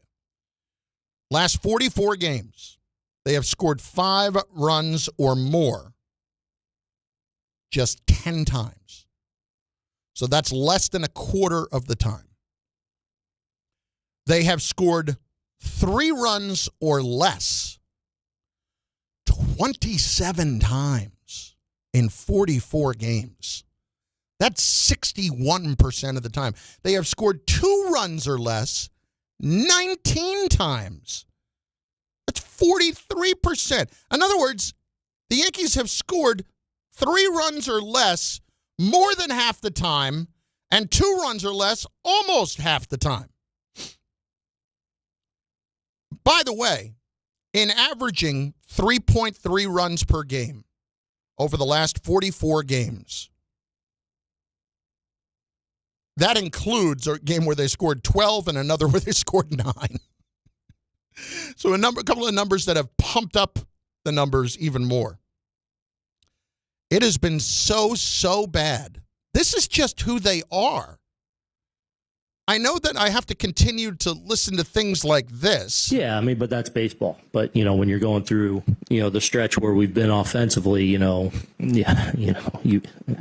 we want to be, putting some crooked numbers on, and that's been a challenge. We have a chance to be a really good club here at the most important time, but we also know we got to improve offensively still to be that complete team. So, we got to keep getting better. Hopefully, we continue to get a little more healthy as we go and we become that team, but we've at least given ourselves a chance, and I feel like we've been playing real competitive baseball while obviously having some challenging days, putting runs on the board. So we got to get better, but I like the grit of the group. I like the focus of the group. We just got to put it together. Yeah, we just got to put it together. And it's about every, 9 or 10 days where you'll hear Boone get a little bit frustrated in the postgame when he's talking about the lack of offense again and just saying we have to stop talking about it and just do it. Well, maybe this is just who they are. And my problem is you can say this is just who they are. And you can point to, well, when Judge comes back, when Bellinger comes back, when Stanton comes back, we don't have dates on that, okay? Bellinger looks like he's the closest, but I can't get anyone to give a specific, even range on when Judge or Stanton can be back. And need I point out that outside of the last 7 or 8 games before Bellinger got hurt, he was part of the problem as well. So it's not like he walks back in the door and immediately things are fixed. So, I don't want to get you too buried in numbers, but I think this is just, I want to put it into context a little bit. 44 games is a quarter of a season, right? 3.3 runs is what the Yankees have scored over those 44 games on average. So the offense has been bad for a quarter of the season. If you were to take that out and extrapolate it over an entire year, I know that's asking a lot. There's only been one team that has scored less than 3.3 runs a game over the last 12 years. And that has been the 2024 White Sox, who went 41 and 121. So they were not historically bad. They were just an all-time awful team, the worst of all time. The Yankees somehow, and I know how, over these 44 games are 20 and 24. Their pitching has been just amazing how good it has been. But they're wasting it completely. We could talk about their ability to stay afloat because of the pitching, but how long am I going to continue to wait for these other guys to show up? For these other offensive players to return for it to actually get better? Let's just talk the case of Cam Schlittler. Another brilliant start yesterday. 7 innings, 11 strikeouts. The Yankees, with Schlittler having an ERA of 2.21 this season, are 14 and 10 in his starts. That's the team's record in Schlittler starts. That's inexcusable when you have an ERA of 2.2. Inexcusable. And there's this. Over that same 44-game stretch I've been talking about, the Red Sox have gone from 14 under to 13 over as of Saturday. They lost the last 2, but went from 14 under to 13 over. Wow. That's 33 and 6. Some of the comments coming in on the ESPN New York YouTube. Carlin bugging right now. Yeah, I am a little bit. Second place team ranking 8th in slugging, ranking 13th in runs per game. but Jungle Prophet saying that. But we all understand that those numbers came at a different time, and this is now who they are. Just answer me the question. When is Judge? When is Stanton? When is Bellinger coming back? Can you tell me? Can you tell me? Then stop, because this is who they are. This is who they are. I am not making it sound like the Yankees are trash. I am making it sound like their pitching deserves much better than they're getting. And I am making it sound like other guys who are there are not living up to their part of the job. Grisham homered yesterday to tie the game. Guys, has Trent Grisham lived up to $22 million this year? Can we be honest about it? Of course he hasn't. Of course he hasn't. The Yankees took a chance, and they have gotten bitten in the keister because of it. Does Jazz Chisholm look like anything resembling the player that he's supposed to be? No. Absolutely not. You have automatic outs in the lineup. You took two of the prospects that have been in the big leagues for a couple of years, guys that you, at one point, you would never trade. If somebody called, you would laugh in their face and hang up the phone. You wouldn't even acknowledge that they had even picked up the phone if they asked about Jason Dominguez or if they asked about Anthony Volpe. And now you sent those two guys back to the minor leagues so you could bring up the next guy. At least the next guy looks like he belongs. Volpe did early, too. It's not killing the Yankees. It's just, man, a little bit more offense. I'm the guy that 3 weeks ago was extolling the virtues of loading up on this pitching staff to make it as good as you possibly could. Now, Mason Miller was not available. Was never made available because the Padres hung in there. But the Yankees didn't want to go nuts for Skubal. Understand that completely. Their bullpen is going to get better when they can move Weathers to the pen and extend the back-end starters into the bullpen. All of these things are true. I have to score a couple of runs here and there. I have to. And they're just not doing it. And this is just who they are now. I mean, that's my question to you. Is it fair enough to just say, at what point does a prolonged slump stop being a slump and start becoming what you are? Right now, it's what they are. Carlin, ESPN New York, 800-919-3776, 800-919-ESPN. Your calls, as many as we can squeeze in before the K-Ster at the top of the hour. You're in for it. The K-Ster is back, and he's bringing the fire. This is Don, Hahn, and Rosenberg. I'm telling you right now, I'm buying stock in 96. I might be buying a jersey. This kid, Lombard, is not overhyped. This kid is exactly the goods. And it doesn't mean he's not going to have a bad game every now and then. There's a way people move and act and talk that tell you, oh, yeah, it's in him. Now it's a matter of sit back and let's watch it happen. Don, Hahn, and Rosenberg. Weekdays at 3 on ESPN New York and streaming live on YouTube. 1-877 Cars for Kids. KARS Cars for Kids. 1-877 Cars for Kids. Donate your car today. Call 877-CARS-FOR-KIDS to reach a friendly live agent. Donation is super easy, and your car can be picked up as soon as tomorrow. Call us now or go to carsforkids.org. 7 Cars for Kids. Donate your car today. Did you know you can donate real estate too?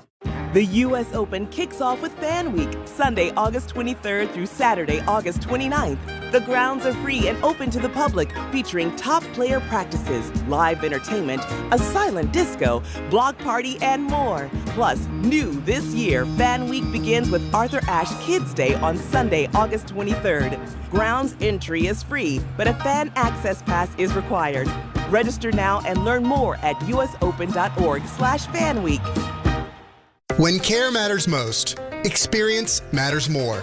The Allure Group is redefining rehabilitation and long-term care across New York with 6 convenient locations. Their expert clinicians create personalized care plans to help you recover, rebuild, and get back to what matters most. From short-term rehab to long-term care, Allure is committed to comfort, dignity, and results. To learn more, visit allurecare.com. The Allure Group, where care meets compassion.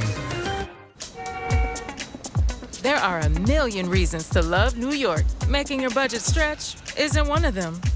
According to an independent study, Amazon prices average 14% lower than other retailers. Get food, fashion, furniture, and more shipped straight to your building. Plus, another study found Amazon Prescription Pass customers pay nearly 1/3 less out of pocket. Learn more at aboutamazon.com. Monkey Sports, built by players for players, is your one-stop shop for hockey, baseball, lacrosse, and more. Find top-name equipment and expert in-store services like sharpening, break-ins, and relacing. Shop in-store at Monkey Sports in Farmingdale or Woodbridge or online for all the top brands. Whatever your sports, Monkey Sports gets you game ready fast. Monkey Sports, where athletes shop. It's Rich Eisen for Pella Windows and Doors. Sometimes teams take a timeout to regroup and call the right play. When it comes to your home, Pella Windows and Doors always has the winning game plan. They do it every day, and that's why your neighbors trust them. Visit Pella.com/Eisen today. Right now, Pella Windows and Doors of New Jersey is offering buy one, get one, 40% off windows and doors, and no payments, no interest for 24 months. Some restrictions may apply. See local showroom for details. Offer ends August 31st, 2026. Shohei Ohtani's interpreter was fired today. Ippei Mitsuhara ran up gambling debts to a Southern California bookmaking operation. The inside story of the biggest scandal in modern baseball. He was absolutely bananas, the amount of bets he was making. I've never seen anything like it. From 30 for 30 podcasts, this is The Betrayal of Shohei Ohtani. Presented by Gusto. Episodes 1 and 2 available now. Listen wherever you get podcasts. Congratulations, New York. The Knicks did it. Through battle after battle, they dominated to become this year's NBA champions. Day in and day out, the hard work paid off, and you were there every step of the way. Enjoy the crown. Own it, because this year is your year. A part of your legacy that will never be forgotten. So celebrate this moment, show your pride, and shop the largest selection of official NBA gear at NBAstore.com. A Fanatics experience.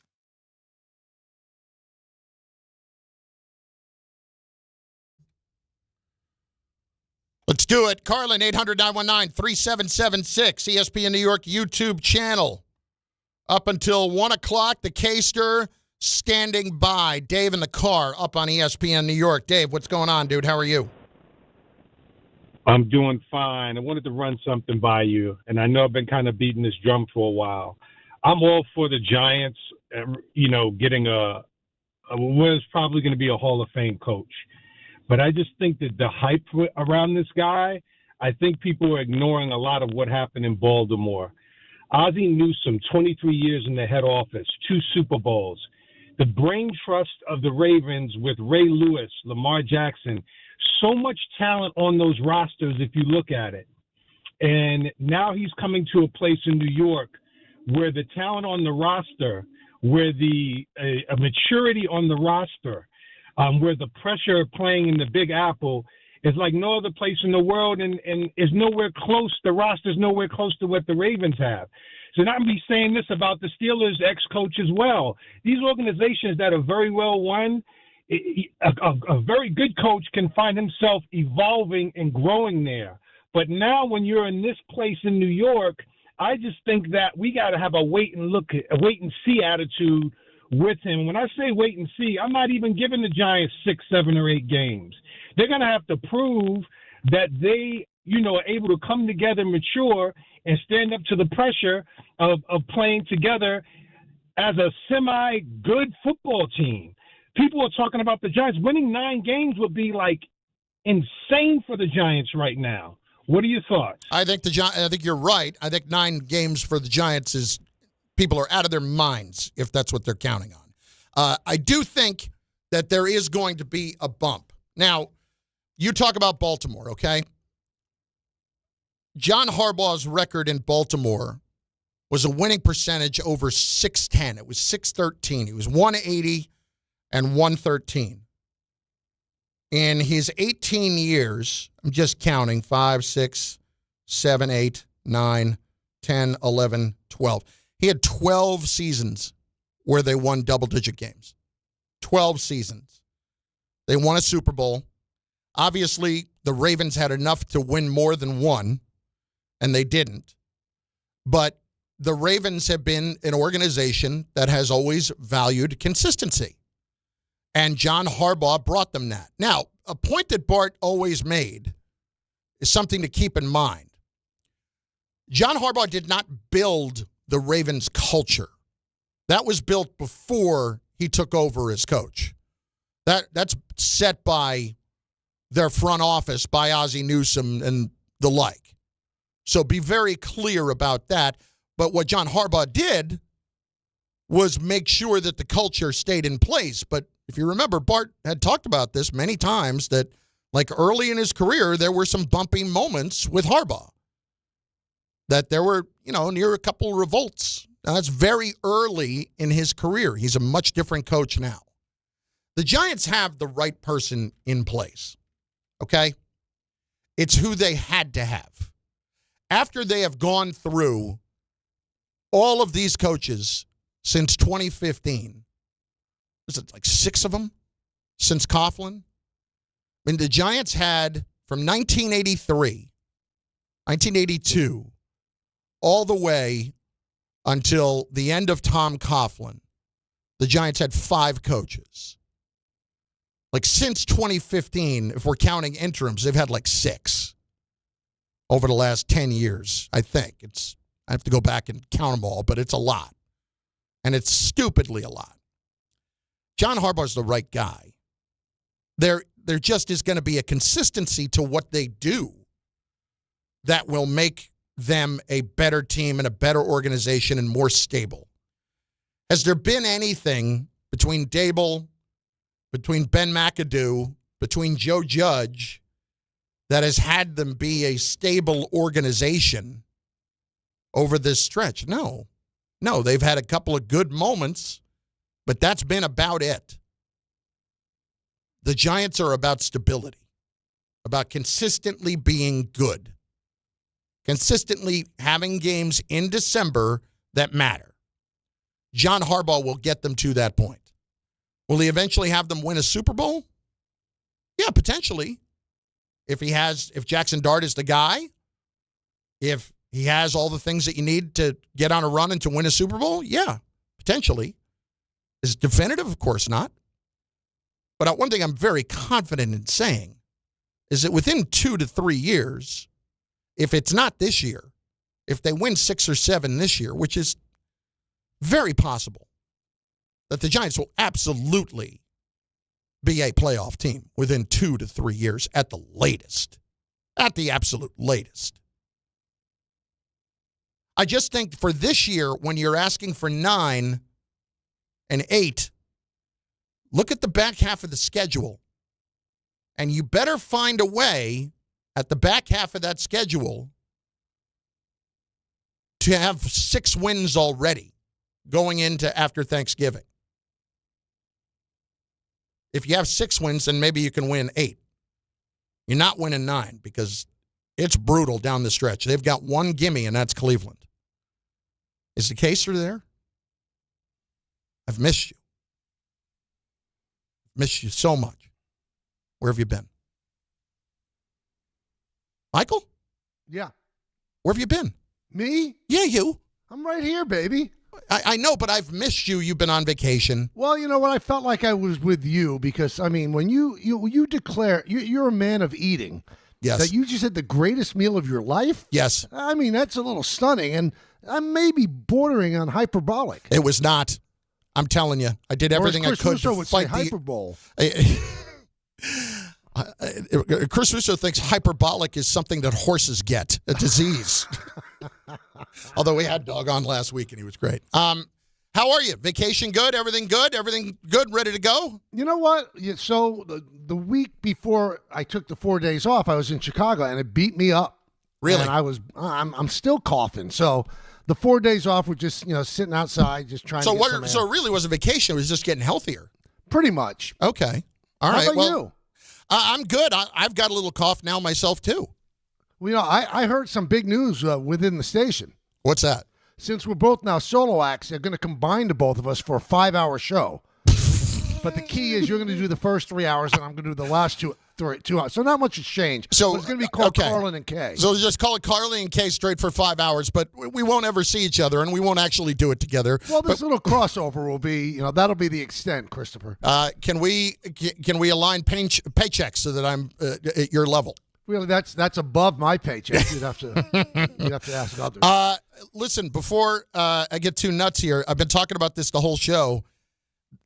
When are they coming back? Because right now, we're talking about 44 games, and they're scoring 3.3 runs a game. And you really can't say they. I mean, would Stanton help? Sure. Is Bellinger going to help? Sure. But everything revolves around Judge. And you could say, well, why is the team built that way? Well, that's just the way it is. He's one of the greatest players of all time. And, you gave the numbers. When he was playing, they scored over 5 runs a game. And now they're scoring about 3 runs a game, and they're wasting great pitching. And, we could say wasting, but you know what? It's remarkable that they've been 20 and 24 during that stretch. It's unbelievable. And I think they're about 500 since Judge left on May 31st. So they've just got to stay above water. And it's funny, then you start doing math. So they're 5.5 games behind the Rays. They're a game and a half ahead of Boston. So if they drop into the second wild card, then they play the best of 3 in Boston. That's not what you want. What you really want is to drop the third, because then you play the other division winner who you'd beat up easily. So I just think that they've got too much of a lead to drop the third. I feel warm now that I've heard your voice back. And really? No, maybe it's really. the gas from Martorano's. Could be. Have you ever been there? No. It's Fort Lauderdale. See, but you know what I worry about, Chris? What? Is the shot not working anymore? Are you eating through the No, shot? this was a one-time deal. But you still wanted to eat. I said it's as if Jesus himself came down and said, we shall expand your stomach for a night because we understand how special this meal is. I mean, listen, the man turned, a couple of fishes and some water into wine and fed thousands. The least he could do is expand my stomach for a night. Now, did you eat alone that day? I did. And you don't have a problem with that? No, I sat at the bar. It was the only place. It was the only way to possibly get into the place. Do you know, Chris, that Don used to always jump me because I used to like to go to the movies alone.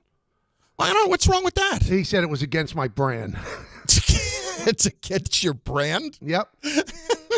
I actually like eating alone too. You have the phone there, so you have the world to read, and then you can eat. Yeah. Listen, this was just. I was living in the moment, Michael. I'm so happy when you're happy. Did you golf down there? I did not. I was there for 36 hours, and I watched the Dolphins practice. And here's a newsflash for you: they're not going to be very good. Wow. Excessive sweating on your part? Not really, because it wasn't worse than here, and I was a little surprised by that. I mean, normally, I think we're seeing yet another benefit of this whole GLP thing because not sweating nearly as much these days. You should have seen me sweating on Old Timers Day. Right Really? through a suit. Ruined an entire suit. I've done it. I've done it. I mean, you saw me sweat through wicker when I wore that hat to the beach bash. You know what I'm capable of. That's why I love you. I love you. You're next. He's got the show, The Michael Kay Show, for your listening and viewing pleasure on ESPN New York and on the ESPN New York YouTube channel. If you've been injured in an accident that wasn't your fault, then you need a lawyer who knows New York's unique personal injury and workers' compensation laws. At the Parisman Firm, they have decades of experience handling all types of accident cases and a proven track record of delivering huge results. Their team has already recovered nearly $1 billion for injured New Yorkers. From construction to car accidents and slips and falls, they've got you covered.